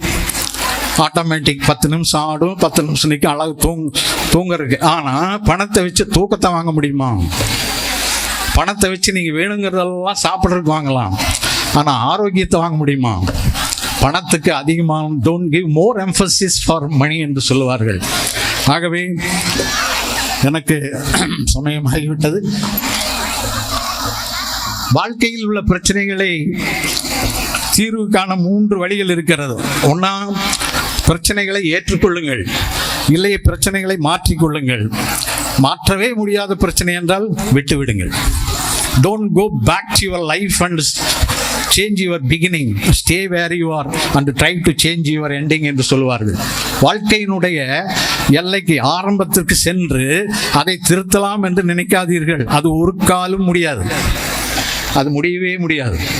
இப்பொழுது எங்கு இருக்கிறீர்களோ இங்கிருந்து மீதமுள்ள வாழ்க்கையை வெற்றிகரமாக ஏற்பாடு செய்து கொள்ளுங்கள். ஒரு அருமையான செயல். ஒரு மனதளவிலே பாதிக்கப்பட்ட ஒரு இல்லம், அது என்ன இல்லம்?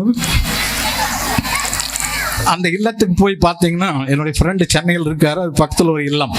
மனநிலை பாதிக்கப்பட்ட முதியோர் இல்லம், இந்த இல்லம், அந்த இல்லத்திற்கு காரில் அவங்க குழந்தைகள் கொண்டு வந்து விடுறாங்க, பணக்காரர்கள்.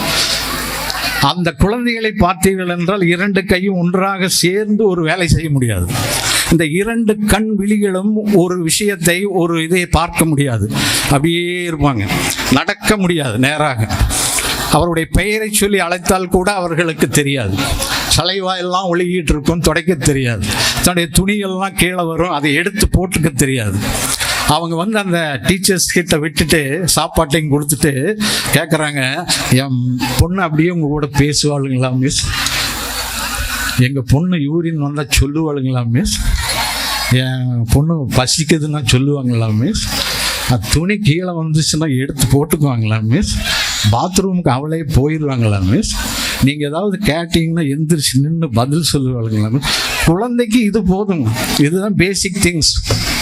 ஆனால் எந்த குறையுமே இல்லாத நம்ம குழந்தைகளை, நல்ல அங்கங்கள் படைத்த நம்ம குழந்தைகளை அந்த பெற்றோர்களுடைய எதிர்பார்ப்பு, பயங்கரமான எதிர்பார்ப்பிலே மனதளவிலே ஊனப்படுத்தி விடுகிறார்கள். 1330 குறள் சொன்னா தான் நீ செகண்ட் ஸ்டாண்டர்ட் போக முடியும். எதுக்கு 1330 குறள்? இப்போ வந்து சொன்னாங்க 4 குறள் 5 குறள் அழகாக சொன்னாங்க. That is more then enough.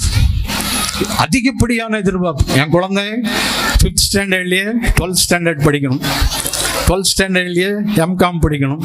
எதுக்கு? படித்து என்ன 1330 குறள் சொல்லி அவங்க என்ன செய்ய போகிறாங்க? ஆகவே நம்ம குழந்தைகளுக்கு ஒரு 75% அழகா அந்த வயசிலே ஓடி ஆடி விளையாடி சந்தோஷத்தை அனுபவிப்பதை விட்டுவிட்டு அவர்கள் மீது திணி என்று திணித்து அவர்களுடைய சந்தோஷத்தை கெடுத்து கொண்டிருக்கிறார்கள். உயிர்கொல்லி மருந்து அடித்து அடித்து நமது மண் மலடாகிவிட்டது. நம்முடைய பெண்களும் அப்படி ஆகிவிடுவார்களோ என்ற அச்சம். அதனால் இதையெல்லாம் மிகவும் ஜாக்கிரதையாக பார்த்துக்கணும். பயந்து கொள்ள வேண்டிய அவசியமே இல்லை. பிரச்சனை பார்த்து பயந்து கொள்ள வேண்டிய அவசியமே இல்லை. இதெல்லாம் உங்கள் குழந்தைக்கு சொல்லிக் கொடுங்கள்.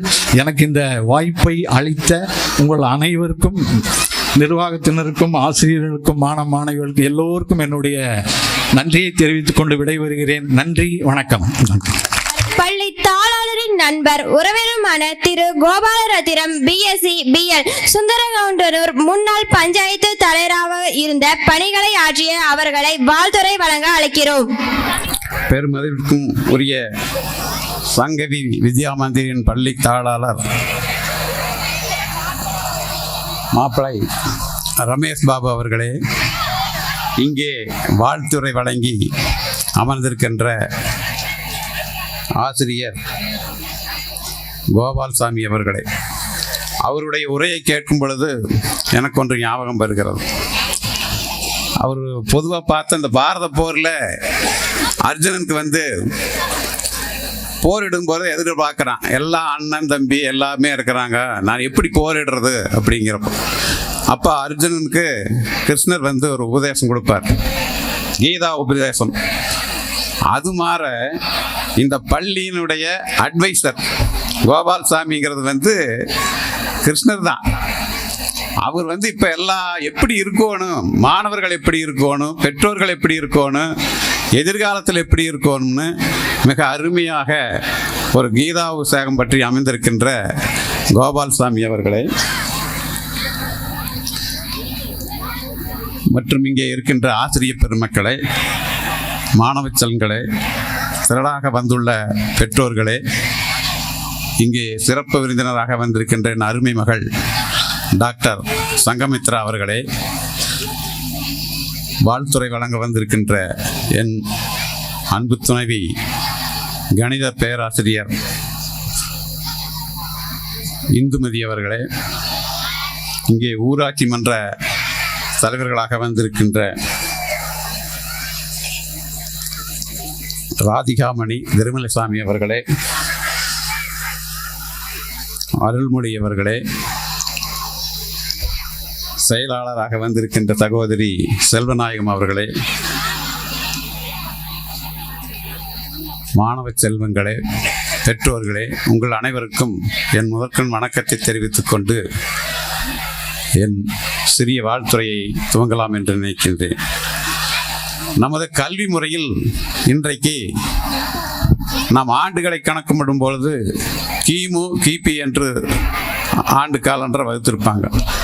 அதாவது கிறிஸ்து பிறப்பதற்கு முன்பு, கிறிஸ்து பிறப்பதற்கு பின்பு. அப்ப கிறிஸ்து பிறப்பதற்கு முன்பு அரசர்கள் ஆண்ட காலம், அதற்கு பின்பு ஜனநாயகம் மலர்ந்தது, அரச பரம்பரைகள் எல்லாம் ஒடுக்கப்பட்ட வந்த காலம், பின்பு ஜனநாயகம் ஒவ்வொரு நாட்டிலுமே மன்னராட்சி அடியோடு ஒழிக்கப்பட்டது. அப்படியானால் கல்வியிலேயே 2 வகையாக இப்பொழுது ஆகிவிட்டது. ஒன்று கொரோனா வந்த பிறகு, கொரோனாவுக்கு முன்பு, கொரோனாவுக்கு பின்பு கல்வியினுடைய சேஞ்ச் நிறைய ஏற்பட்டுடுது. அப்படின்னா முன்னால மன்னர்கள் காலத்தில் எல்லாம் கல்வி இல்லையா அப்படின்னா, அந்த காலத்தில் கல்வி இதை விட மேம்பட்டு இருந்ததுன்னு சொல்லணும். ஏன்னா இன்னைக்கு ஒவ்வொரு கோயிலையும் போட்டு சிற்பங்கள் செதுக்கி இருக்கிறது, கோயில்களுடைய சிலைகள் வடிவமைப்பு, மற்ற கட்டடக்கலைத்துறையினுடைய வடிவமைப்பை எல்லாம் பார்க்கும் பொழுது இன்றைய காலகட்டங்களை விட அன்ற காலகட்டம் கல்வி மேம்பட்டு இருக்க வேண்டும். கல்வியை மேம்படாமல் எந்த தொழிலும் செய்ய முடியாது. அந்த காலத்துல எல்லாம் அறிவு வேணும், அது தெளிவு வேணும். அப்போ இதை விட சிறப்பாக இருந்திருக்கின்றது. அப்படி இருந்தால் இடைப்பட்ட காலத்தில் நம்மளுக்கு கல்வி மறுக்கப்பட்டிருக்கிறது. எப்பொழுதுனா ஆரிய படையெடுப்புக்கு பின்பு நம்மளுக்கு கல்வி மறுக்கப்பட்டிருக்கிறது. இன்னைக்கு எல்லாம் பார்த்தீங்கன்னா பிஹெச்டி பண்றாங்க, டாக்டர் ஆகிறாங்க, வக்கீல் ஆகிறாங்க, என்ஜினியர் ஆகிறாங்க. அப்ப அந்த இடைப்பட்ட காலத்தில் நமக்கு ஏன் கல்வி மறுக்கப்பட்டது? அங்கதான் ஒரு சிறிய கேள்விக்குறியே எழுகிறது. அதாவது இடைப்பட்ட காலத்தில் ஒவ்வொருவரும் அடிப்பட்ட, நாமெல்லாம் இப்போ அதை மறந்துருக்கலாம். ஏன் கல்வி நம்மளுக்கு கஷ்டப்பட்டு தான் வந்திருக்குது, அவ்வளவு ஈஸியா வரல கல்வி. தாழ்த்தப்பட்ட மக்கள், அடித்தட்டு மக்களுக்கு கல்வி கிடைக்காமல் இருந்திருக்குது. ஒரு சாரார் மேல்தட்டில் இருக்கக்கூடிய மட்டுமே கல்வி பயின்றிருக்கிறார்கள். ஏன்னா அந்த காலகட்டத்தில் அவங்களுக்கு மனப்பாடம் பண்றது ஈஸி, சாதாரண மக்களுக்கு அது கஷ்டம். அதை பயன்படுத்தி குலக்கல்வி முறையை கொண்டு வரான்னு பார்த்தாங்க. அதற்கு எதிர்ப்பு தெரிவித்து சமூக நீதிக்காக போராடி பின்புதான் இந்த கல்வி முறை கொண்டாடப்பட்டிருக்கிறது. நம்மளுக்கு இப்போ கிடைச்சிருக்கிற கல்வியில சாதாரணமாக நினைக்கக்கூடாது. அதாவது சமூக நீதிக்காக போராடியவர்கள் வந்தவர்கள் தான் நம்மளுக்கு இந்த கல்வி கிடைச்சிருக்குது. அது எப்படின்னு கேட்டா, அமித்ஷா சென் ஒரு ஒரு வரலாற்று பொருளாதார நிபுணர், அவருடைய சர்வே பிரகாரம் பார்க்கையில மக்கள் கல்வி வயல ரெடியாக தான் இருந்திருக்கிறாங்க. ஆனால் ஏன் நம்ம மக்களுக்கு கல்வி கிடைக்கல? நமக்கு பெற்றோர்களுக்கு முன்னால் இருக்கிறவங்களுக்கு யாருமே கல்வி கிடைக்கல. கல்வி கிடைக்காம இல்லை, பயன்படுத்தப்படவில்லை. காரணம், நம்ம குழந்தைகளையும் அந்த காலத்துல எல்லாம் பள்ளி படிக்க அனுப்ப மாட்டாங்க. பாதுகாப்பு இல்லை, ரொம்ப தூரம் போனால் நம்ம குழந்தைக்கு பாதுகாப்பு இல்லை அப்படிங்கிறது தான். பின்பு இந்த சமூக சீர்திருத்தம் வந்த பிறகுதான் பையன்கள் மட்டும் இல்லை, பெண்களையுமே கல்விக்கு அனுப்பலாம் அப்படிங்கிறது ஒரு இது வந்தது. அதை பயன்படுத்தி கொண்டாந்தவர் கர்ம வீரர் காமராஜர் அவர்கள். அவர் முதலமைச்சராக இருக்கிற காலத்தில் தான் எல்லாருக்கும் கல்வி கிடைக்கணுங்கிறதுக்காக ஒவ்வொரு ஊர்லேயும் ஒரு ஸ்கூலை கட்டினார். அப்பங்கூட வர கொஞ்சம் கஷ்டப்பட்டாங்கன்னு சொல்லி போட்டு தான் மதிய உணவு திட்டத்தை கொண்டாந்தார். அந்த மதிய உணவு திட்டங்கள்லாம் கொண்டாந்தது எல்லோரும் கல்வி பெற வேண்டும் என்பதற்காகத்தான் கொண்டாடப்பட்டது. அதை பின்பு எல்லா முதலமைச்சர்களாக இருந்தவர்களும் அதை வரவேற்றார்கள். சுருக்கமாக சொன்னால் ஈவேர பெரியார் தான் இந்த சமூக நீதிக்காக போராடினார். ஒரு பக்கம் கடவுள் மறுப்பு கொள்கை இருக்கிறதுங்கிறது வேற, இல்லைங்கிறது வேற. ஆனால் இந்த சமூக நீதிக்காக முதலில் குரல் கொடுத்து இதை ஆட்டிக்கொண்டு வந்தவர் ஈவேர பெரியார் தான். அதற்கு உறுதுணையாக இருந்தவர் தான் காமராஜர். காமராஜர் முதல்ல சீஃப் மினிஸ்டர் ஆகும்பொழுது கொஞ்சம் ஹெசிடேட் பண்ணியிருக்கிறார். அப்போ பெரியார் சொல்லியிருக்கிறாரு, உன்னை பற்றியெல்லாம் நான் ஒன்றும் பெருசாக போராட்டம் நடத்த போகிறதில்லை, உனக்கு உறுதுணையாக தான் இருப்பேன், நீ சீஃப் மினிஸ்டராவா அப்படின்னு சொல்லியிருக்கிறார். அதில் வந்தவர் தான் அப்போ எல்லாருக்கும் கல்வி வேணுங்கிறதுக்காக கல்விக்கண்ணை திறந்துவிட்டார். அப்படி கிடைத்தது தான் நம்மளுக்கு கல்வி. அப்போவே காங்கிரஸில் சொல்லுவாங்களாமா, கதர் சட்டைக்குள் ஒரு கருப்பு சட்டை. காமராஜர் கருப்பு, அதனால அவரை கதர் சட்டைக்குள் ஒரு கருப்பு சட்டை. அவர் செஞ்சது பூரா பார்த்தா சமூக நீதிக்காக தான் செஞ்சிருப்பார். காங்கிரஸ்காரராக இருந்தாலும் கூட அடித்தட்டு மக்கள், கீழ்த்தட்டு மக்கள் பயன்பெற வேண்டும் என்பதற்காகத்தான் திட்டம் கொண்டாந்தார். அதே மாதிரி விவசாயிகளுக்கு அன்னைக்கு டேம் கட்டினார், காமராஜர் காலத்தில் கட்டப்பட்டது.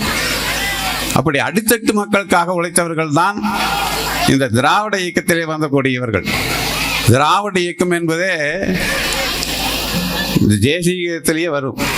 பஞ்சாப், சிந்து, குஜராட், மராட்டா, திராவிட உச்சலவங்கா. ஏதோ திராவிடங்கிறது தமிழ்நாட்டுக்கு மட்டும் இல்லை, தென்னிந்தியா முழுவதுமே திராவிடத்தை தான் இருந்திருக்கு. திராவிடம் என்பதே ஒரு இது. நம்மளுக்கு பிரச்சனை வந்ததே ஆரியர்கள் படையெடுப்புக்கு பின்பு தான் இந்த மாதிரி சூழ்நிலை வந்தது. அதுக்கும் பிறகு இப்போ பார்த்தீங்கன்னா கோவிட் வந்த பிறகு தான் வந்திருக்கு. ஆகவே இப்பொழுது கோவிட்டுக்கு முன்பு கோவிட்டுக்கு பின்பு எஜுகேஷன் எப்படி இருக்குதுங்கிறது தான் இப்போ பிரச்சனையாக இருக்குது. கொரோனா வந்த வரைக்கும் நல்லா பார்த்துருப்பீங்க, உணர்ந்துருப்பீங்க. எல்லாம் முடங்கி போச்சு. நான் பேசவும் கூட போட முடியாது. மாஸ்க் போட்டு தான் வரணும். பள்ளிகளை மூடிட்டாங்க, எதுவுமே ஓடல. ஹாஸ்பிட்டலில் ஏதோ டாக்டர் வந்து அந்த சமயத்தில் வந்து டாக்டரை வந்து அங்கே சென்னையில் தான் இருந்தாங்க.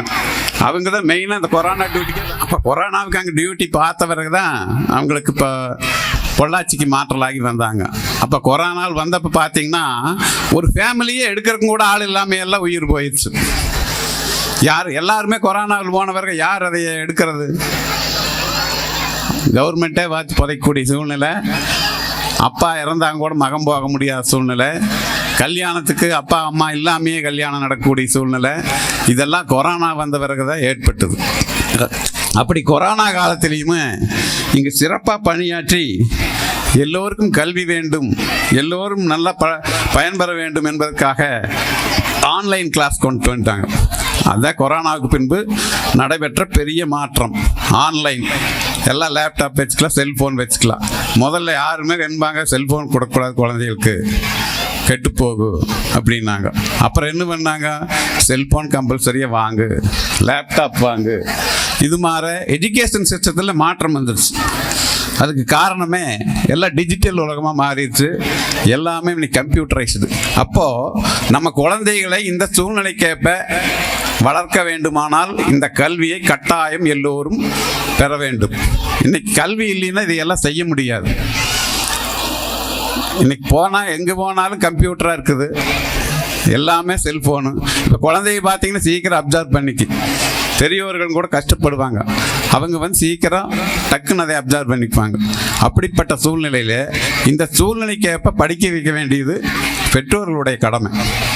அதற்கு உறுதுணையாக இருப்பது இங்கே கிராமப்புறங்களில் சங்கவி வித்யா மந்திர் ஸ்கூல். நீங்கள் ஒன்றும் கவலையே பட வேண்டியதில்லை. ஸ்கூலுக்கு அனுப்புனா கஷ்டமோ தூரமாக போகணுமோ அப்படிங்கிறதெல்லாம் இல்லை. இங்கே இருக்கக்கூடிய எல்லோருமே பக்கத்தில் கிராம சூழ்நிலைக்கேற்ப நல்ல கல்வித்தரத்தை கொடுக்கக்கூடிய சங்கவி வித்யா மந்திர் ஸ்கூல். அதற்கு ஒரு சிறப்பான தாளாளர், அருமையான தாளாளர். அவர் வந்து பேரண்ட்ஸ் மாதிரி எல்லாத்தையும் பார்த்துக்கிறார். அந்த மாதிரி சூழ்நிலையில் இருக்கக்கூடிய இந்த சங்கை வித்யாந்தர் மண்ணில் 21 ஆண்டு காலம் முடிந்து அடியெடுத்து வைக்கின்றது. அது மென்மேலும் சிறப்படைய வேண்டும் என்று வாழ்த்தி எனக்கு வாய்ப்பு கொடுத்த அனைவருக்கும் நன்றி சொல்லி விடைபெறுகிறேன். நன்றி, வணக்கம். Doctor Sanghamitra Pritam Kumar Das, MS, MCH, DRNB, உதவி அறுவை சிகிச்சை நிபுணர், தலைமை குடியிருப்பு மருத்துவரை, பொள்ளாச்சி. இத்தகைய அனைத்து குணங்களையும் கொண்ட மருத்துவர் என்னும் மகத்தான பணியை மலைக்காமல் செய்து வரும் மனிதர் குல மாணிக்கமே, எங்களுக்காக தங்கள் நேரத்தை ஒதுக்கியதுக்கு உங்களை வரவேற்கிறோம். வருக, சிறப்புரை தருக. What she accomplished, but by the words she has served to reach her goal. She is none other than our chief guest of honor of this event, Dr. Sangamitra Pritham Kumar Das, MS, MCH, DRNB, Assistant Civil Surgeon, Government Headquarter, Pollachi. Please share your words. Thank you for your kind introduction. அழகிய மாலை நேரம், இரவனில் இணைய துவங்கிவிட்டீர்கள் மற்றும் சிறப்பு விருந்தினர்கள் அனைவருக்கும் எனது மகத்தான வணக்கத்தை தெரிவித்துக் கொள்கிறேன். இப்போ இன்னைக்கு இங்க ஆனுவல் டே ஃபங்க்ஷன் வரும்போது என்னுடைய மைண்ட்ல என்ன ஓடிட்டு இருக்குன்னு பாத்தீங்கன்னா, ஒரு 20 வருடங்களுக்கு முன்னால் இப்போ குழந்தைங்கள்லாம் நின்று பாடிட்டு இருந்தாங்க. அதை பார்க்கும்போது ஒரு 25 வருஷத்துக்கு முன்னாடி நம்ம இருந்தோம் அதே இடம் என்று நினைவலைகள் அங்கு செல்கின்றன. இப்போ பார்த்தீங்கன்னா இந்த ஸ்டூடெண்ட் பீரியட்ங்கிறது ஒரு திரும்ப கிடைக்காத ஒரு பீரியட். அதில் நம்ம என்ன பண்ணுறோம் அப்படிங்கிறது நம்மளோட வாழ்க்கையில் பின்னாடி நம்ம எப்படி ஆக போகிறோம் அப்படிங்கிறது தீர்மானிக்கக்கூடிய நேரம். இப்போ நான் மருத்துவம் முடிச்சு MBBS, MS, MCH முடிச்சு கிட்டத்தட்ட ஒரு 15 ஆண்டுகள் படிக்க வேண்டிய கோர்ஸ் படித்து முடிச்சு நம்ம இருந்தாலும் இன்றும் நான் இன்னைக்கு மருத்துவம் எடுத்து வந்ததுக்கு காரணம் யாருன்னு கேட்டிங்கன்னா என்னுடைய பள்ளி ஆசிரியர்கள், என்னுடைய பள்ளியில் இருந்த கரஸ்பாண்டன்ட். இப்போவும் நான் அவங்கள தான் சொல்லுவேன். அந்த மாதிரி நம்மளோட வாழ்க்கை எப்படி மாறப்போகுது, எந்த அளவுக்கு அது ஷேப் ஆகி நம்ம எவ்வளோ உயரத்துக்கு போக போகிறோம் அப்படிங்கிறது நம்மளுடைய பள்ளியிலேயே தீர்மானிக்கப்படுகிறது. அதனால பள்ளி பருவம் என்பது மிக முக்கியமானது. இப்போ உங்க கரஸ்பாண்டன்ட் சார், அவங்கள பார்க்கும்போது என்னுடைய கரஸ்பாண்டன்ட் சார் தான் எனக்கு ஞாபகம் வருவார். நாங்கள் 12th ஸ்டாண்டர்ட்ல படிக்கும்போது எல்லாத்துக்கும் தெரியும், 10th வரைக்கும் நம்ம ஒரு மாதிரி படிச்சுட்டு வருவோம். 11th 12th வரும்போது மார்க் வேணும், கண்டிப்பாக மார்க் நல்ல மார்க் இருந்தால் தான் நம்ம மருத்துவமோ இல்லை இன்ஜினியரிங் இல்லை என்ன துறையாக இருந்தாலும் அதுக்குள்ளே போகிறதுக்கு நம்மளுக்கு மார்க்குங்கிறது ஒரு கட்டாயமான ஒரு விஷயம்தான். அதனால என்ன ஆகும், 11th 12th வரும்போது ஸ்டூடெண்ட்ஸ்க்கும் பார்த்தீங்கன்னா கொஞ்சம் ப்ரெஷர் அதிகமாகும். நம்மளை மார்க் எடுக்க சொல்றாங்க, 1 மார்க் போனா சீட்டு போயிடும், 1 மார்க் போனா நம்ம 1000 ரேங்குகள் பின்தங்கிடுவோம். இந்த மாதிரியான ப்ரெஷர் இருக்கிற சமயத்துல நம்மளுக்கு கை கொடுக்கிற மாதிரி ஒரு கரஸ்பாண்டன்ட்டும் ஆசிரியர்களும் கிடைக்கிறது ஒரு வரப்பிரசாதம். அந்த மாதிரி இங்கே உங்க கரஸ்பாண்டன்ட் சார் ஒவ்வொரு குழந்தைகளும் என்ன பண்றாங்க, அவங்களுக்கு உள்ள என்ன திறமை இருக்கு அப்படிங்கறத கண்டுபிடிச்சு ஒரு குழந்தைகள் மேலேயும் ஒரு தனி கவனம் செலுத்துவது என்பது மிகச்சிறந்த விஷயம். அப்படி ஒருத்தர் கிடைக்கிறதுக்கு மாணவர்கள் எல்லாருமே கொடுத்து வச்சிருக்கணும். என்ன சொல்ல போனா அதை விட்டுட்டு நம்ம நிறைய சில ஸ்கூல்ஸ் இருக்கு, அதாவது தனித்தனியா குழந்தைகள் மேல கவனம் செலுத்துறது குறைவா இருக்கும். ஓவராலா மார்க் வாங்கி இருக்கணும். நம்ம என்ன பார்ப்போம், பெற்றோர்கள் என்ன பார்ப்போம் அப்படின்னா, அந்த நோட்டீஸ் போர்டு ஒன்று வரும், 500க்கு 499 12 பேர் வாங்கினாங்க, 495க்கு மேல 100 பேர் வாங்கினாங்க அப்படின்னு. அது மட்டும் கல்வி கிடையாது. சின்ன வயசுல இருந்து அவங்க பெருசாகிறதுக்கு ஒரு விஷயங்களையும் சொல்லி கொடுத்து வளர்ப்பது தான் பள்ளி. ஃபைனலா அந்த 12th ஸ்டாண்டர்ட் போர்டில் வர்றது மட்டும் ஒரு ஸ்கூலோட பெர்ஃபார்மன்ஸையோ இல்லை அங்கே அந்த ஸ்கூல்ல நம்ம குழந்தைங்களை சேர்த்தலாமா வேண்டாமாங்கிறதையோ முடிவு பண்ற விஷயம் கிடையாது. அதையும் நம்ம பெற்றோர்களா இருந்து அதை நம்ம புரிஞ்சுக்கணும். இன்னொரு விஷயம், நான் ஃபேஸ்புக்கில் பார்த்துருக்கேன், நிறைய ஸ்கூலில் அட்வர்டைஸ்மெண்ட் போடுவாங்க. இங்கே சேர்ந்தீங்கன்னா நம்ம 12th இவ்வளோ இந்த டோட் 1 காலேஜ்குள்ளே போகலாம், மெடிக்கல் சீட் வாங்கலாம், நீட் கிளியர் பண்ணலாம், நீட்டுக்கு நாங்கள் தனி கோச்சிங் கொடுக்குறோம். இந்த மாதிரியான விளம்பரங்கள் ஃபேஸ்புக், ட்விட்டர், இதில் நியூஸ் பேப்பர்ஸ் இதிலெல்லாம் வரதை பார்த்துருக்கேன். ஆனால் சங்கவி வித்யா மந்திரனுடைய ஃபேஸ்புக், ரமேஷ் பாபு சாரோட ஃபேஸ்புக்கை பார்த்தீங்கன்னா, நான் பார்த்ததில் நான் தெரிஞ்சுக்கிட்ட ஒரு அழகான விஷயம், அவர் என்ன பண்ணுவார், குழந்தைங்க ரைம்ஸ் பாடுறது, குழந்தைங்க டிராயிங், உங்களோட குழந்தைங்க டிராயிங் பண்ண விஷயம், அதை எல்லாத்தையும் போடுவார். அதாவது இது என்ன தெரிவிக்குதுன்னா, அவர் அந்த சின்ன சின்ன விஷயங்களை ரசிச்சு, அதாவது இந்த குழந்தையில இந்த திறமையை நாம வெளிக்கொண்டு வந்திருக்கிறோம் அப்படிங்கிறதுல அவருடைய மகிழ்ச்சி மற்றும் அதை ஒரு சிறந்த விஷயம் என்று பப்ளிக்கு தெரிய வைக்கிறாங்க இல்லையா, அது ஒரு பாராட்டத்தக்க விஷயம். அதாவது அட்வர்டைஸ்மெண்ட் மட்டும் முக்கியம் அல்ல, ஒரு குழந்தையுடைய திறனை நாங்கள் வெளிக்கொண்டு வந்துள்ளோம் என்ற மகிழ்ச்சி அவர்கள் என்ஜாய் பண்ணி அதை ஒரு ஃபேஸ்புக்ல போடும்போது அதை பார்க்கறதுக்கு ரொம்ப அழகா இருக்கும். வேற இன்னொன்னு சொல்லணும், பேரண்ட்ஸ்க்கு இந்த காலத்துல பேரண்ட்ஸ் பாத்தீங்கன்னா ஸ்கூலுக்கு கொண்டு வந்து விடும்போது என்னென்ன பாக்குறாங்க, அதாவது இந்த ஸ்கூல்ல இதெல்லாம் சொல்லி தராங்களா, நல்லா பாத்துக்கிறாங்களா. அதாவது இன்னொரு விஷயம் என்னன்னா, குழந்தைகளை அடிக்க கூடாது, மிரட்டக்கூடாது, கண்டிக்க கூடாது. ஆனா அவங்களுக்கு எல்லா விஷயங்களும் தெரிய வந்திருக்கணும் அப்படின்னு. அது எப்படி முடியும்? அது சாத்தியம் அல்ல. கண்டிப்பும் மிக அவசியம். அதாவது குழந்தைகள் தவறு செய்யும் நேரத்தில் கண்டிப்பு மிக அவசியம். அது பெற்றோர் கண்டிச்சாலும் சரி, ஆசிரியர் கண்டிச்சாலும் சரி, பள்ளி கண்டிச்சாலும் சரி, அது தவறு இல்லை. அதாவது உங்க குழந்தைங்களை ரொம்ப பேம்பர்ட்னு சொல்லுவாங்க, பேம்பர்ட் கிட்ஸ். இந்த காலத்துல வர ஜெனரேஷன் பாத்தீங்கன்னா பேம்பர்ட் கிட்ஸ், அதாவது பொத்தி பொத்தி வளர்க்கறது. ஓடுனா ஐயோ கீழே விழுந்துருவான், ஓடாம பாத்துக்கிறது, அது அல்ல. குழந்தைகளை நம்ம அப்படி வளர்க்கணும் அப்படின்னு அவசியம் இல்லை. அப்படி வளர்த்தீங்க அப்படின்னா பிற்காலத்துல எவ்வளவு நாள் நம்ம குழந்தைங்க கூட இருந்துட போறோம் பெற்றோர்களா? மீறி போனா ஒரு 18 வயசு அவங்க ஸ்கூல் 12th ஸ்டாண்டர்ட் முடிக்கிற வரைக்கும் நம்ம அவங்க கையை பிடிச்சிக்கிட்டே கூட்டிட்டு போகலாம். இந்த காலத்து குழந்தைங்க 12th ஸ்டாண்டர்ட் வரைக்குமே கை பிடிச்சிட்டு போக மாட்டாங்க, அது வேற விஷயம். அதுக்கப்புறம் வாழ்க்கை அவர்கள் எப்படி வாழ முடியும்?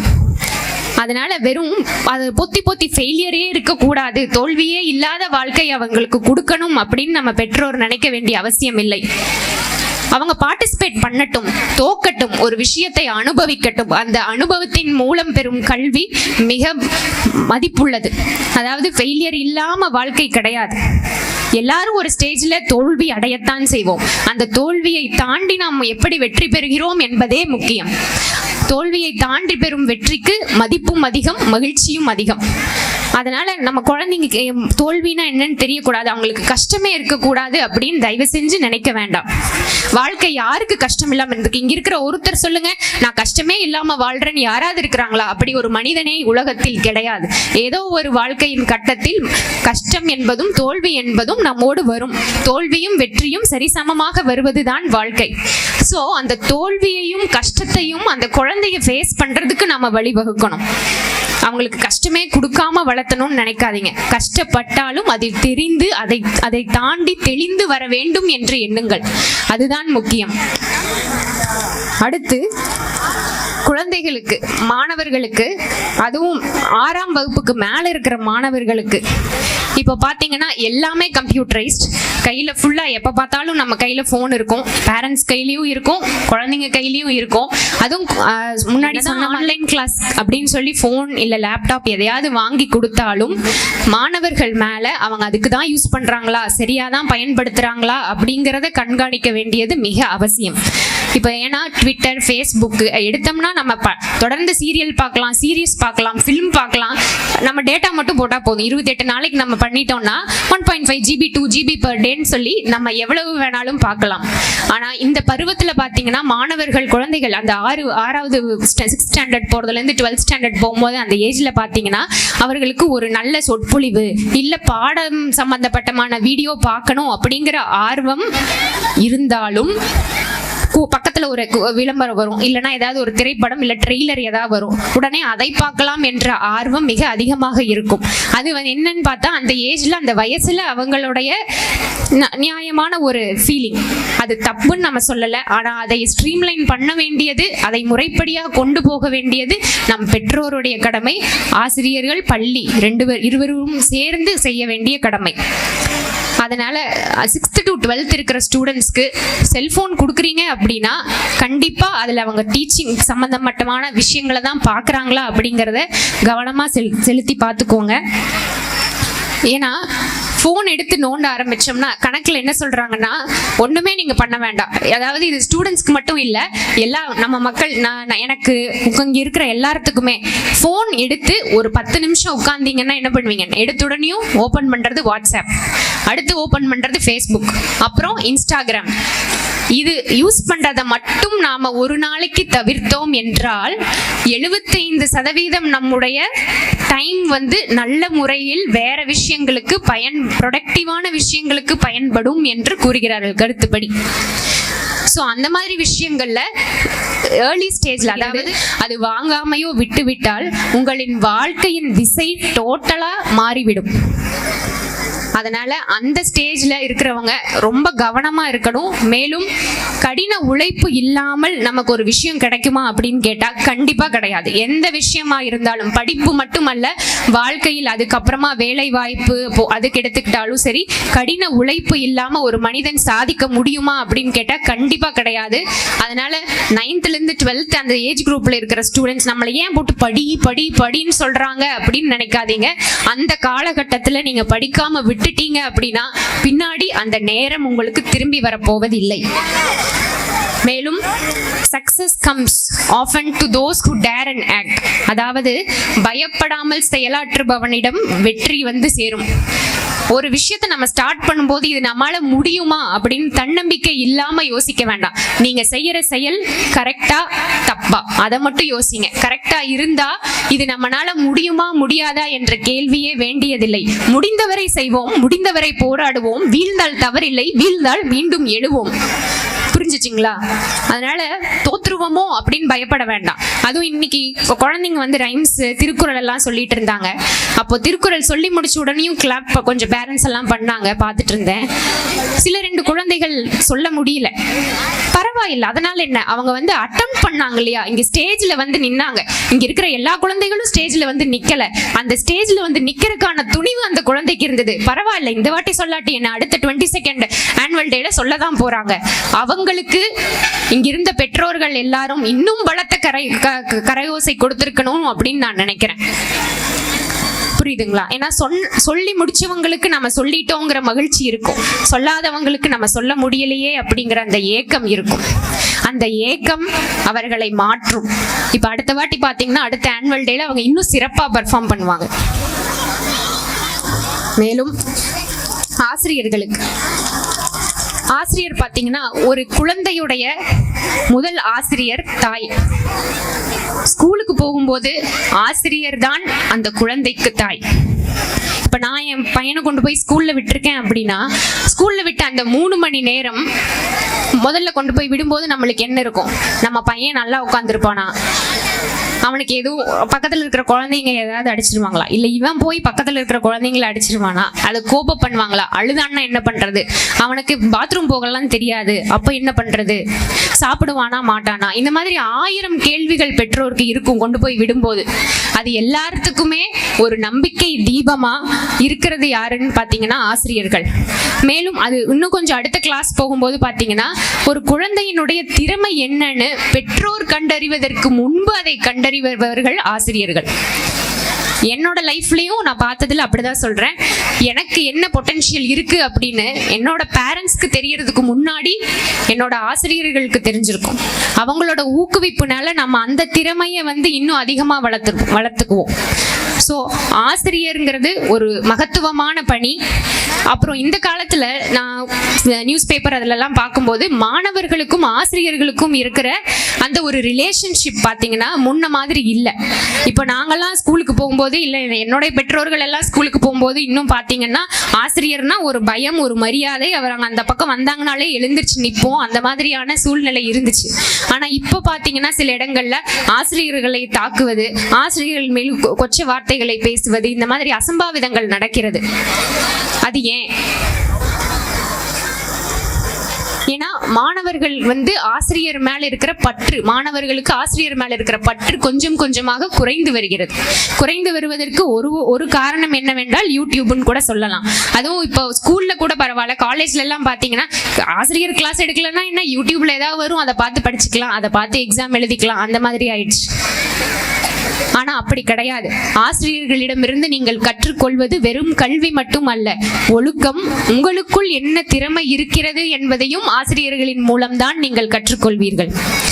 அதனாலதான் அன்னைக்கு மாதா பிதா குரு தெய்வம் சொன்னாங்க இல்லையா, அந்த மாதிரி குருவை நாம் தெய்வமாக பார்க்க வேண்டும். இப்பவும் நான் வந்து என்னுடைய கல்லூரியில் இருந்த ஆசிரியர்கள், இல்ல ஸ்கூல்ல எனக்கு சொல்லி கொடுத்த ஆசிரியர்கள் எல்லாத்து மேலேயும் அந்த பற்று இருக்கும், அந்த பணிவு இருக்கும், அவங்க நல்லா இருக்கணுங்கிற எண்ணம் நம்மளுக்கு இருக்கும். அதனால நான் என்ன பண்ணுவேன்னா, நான் யூஸ்வலா எல்லா நாளும் நான்வெஜ் எல்லாம் சாப்பிட்ற டைப் தான். ஆனா வியாழக்கிழமை வந்து குரு பகவான் சொல்லுவாங்க, அதனால அந்த வியாழக்கிழமை நான் நான்வெஜ் சாப்பிட மாட்டேன். ஏன்னு கேட்டா கடவுள் தட்சிணாமூர்த்திக்காக, அப்படி கிடையாது, என்னை ஆளாக்கிய ஆசிரியர்கள் அனைவரும் நலமோடு இருக்க வேண்டும் என்பதற்காக அன்று நான் சாப்பிட மாட்டேன். அந்த மாதிரி ஸ்டூடெண்ட்ஸ் ஒருத்தருக்கும் அந்த ஆசிரியர் மேல ஒரு பற்று இருக்க வேண்டும், ஒரு அன்பு, அக்கறை இருக்க வேண்டும். அப்பதான் ஆசிரியர்களுக்கும் அந்த குழந்தைகள் மேலான ஈடுபாடு அதிகமாக இருக்கும். அவங்க சொல்றதை நம்ம கேட்கணும் அப்படிங்கிற ஒரு ஆர்வம் கண்டிப்பா இருக்கணும். அப்போ இன்னுமே அவங்க ஒரு 10% எஃபர்ட், 20% எஃபர்ட் போடுறாங்கன்னா உங்களுக்கு அந்த ஆர்வம் இல்ல, அவங்க மேல ஒரு ரெஸ்பெக்ட் இருக்குன்னு தெரியும் போது அவங்க அதை விட ரெட்டிப்பா ஒர்க் பண்ணிட்டு வந்து உங்களுக்கு சொல்லி கொடுப்பாங்க. அப்புறம் கடைசியாக இன்னொரு விஷயம் சொல்லணும். அப்துல் கலாம் அவர் சொல்ற விஷயம்தான், கனவு என்பது உறக்கத்தில் வருவதல்ல, நம்மை உறங்க விடாமல் இருப்பதுதான் கனவு. ஸோ நம்மளுக்கு லைஃப்ல ஒரு கோல் வேணும். அந்த கோல் வந்து சின்ன கோலா வச்சிருக்கணும்னு அவசியம் இல்லை, பெரிய கனவுகா காணுங்க, அப்பதான் அதுல பாதியாவது நம்ம அடைவோம் அப்படின்னு சொல்லுவாங்க. அந்த மாதிரி மாணவர்கள் கனவு காணுங்கள். அது உங்களை தூங்க விடாத அளவுக்கு கனவு காணுங்கள். தூங்கிக் கொண்டே கனவு காண்பதல்ல, உங்களை உறங்க விடாமல் இருக்கும் அளவுக்கு கனவு காணுங்கள். அந்த கனவை நிறைவேற்றுவதற்கு 100% கடின உழைப்பு வேண்டும். அதிர்ஷ்டத்தில் வருவதல்ல வெற்றி, கடின உழைப்பில் வருவதுதான் வெற்றி. அந்த வெற்றிக்குத்தான் மதிப்பதிகம், அது மட்டுமே நிலையானது. மேலும் கல்வினா மார்க்கோட மட்டும் ஸ்கூல்ல இருந்து போகணும் அப்படின்னு நினைக்காதீங்க. ஒழுக்கம், மற்ற மனிதம் பத்தி பேசினாங்க, ரொம்ப அருமையா சொன்னாங்க. மனிதம் குறைந்து வருகிறது அப்படின்னு சொல்லி. ஆமா, குறைஞ்சிட்டு தான் வருது. அந்த மனித வளம் மேம்படுவதற்கும் சமுதாய உணர்வு அதிகரிப்பதற்கும் பள்ளியிலிருந்து கற்றுக்கொண்டு போங்கள். இந்தியாவுக்கு ஒரு நல்ல குடிமகனாக வெளியேற வேண்டும் என்ற எண்ணம் வேண்டும். நான் ஃபர்ஸ்ட் மார்க் வாங்கி வெளியில போகணும் அப்படின்னு அவசியம் இல்லை. எல்லாருனாலையும் ஃபர்ஸ்ட் மார்க் வாங்க முடியுமா? வாங்க முடியாது. ஆனா எல்லாருனாலையும் ஒரு நல்ல குடிமகனாகவோ ஒரு பொறுப்பான சமுதாயத்தில் பொறுப்பான குடிமகனாக வெளியேற முடியுமா என்றால் கண்டிப்பாக முடியும். அதற்கு சங்கவி வித்யா மந்திர் ஆசிரியர்கள் மற்றும் தாளாளர் அனைவரும் ஒருங்கிணைந்து அவர்களால் முடிந்த அனைத்தையும் செய்வார்கள் என்று நான் நம்புகிறேன். நீங்களும் அதற்கான செயல்களை செய்யுங்கள். மேலும் நோயற்ற வாழ்வே குறைவற்ற செல்வம், அனைவரும் நோயின்றி மனிதவளம் மேம்பட வாழ்க என்று கூறி விடைபெறுகிறேன். நன்றி, வணக்கம்.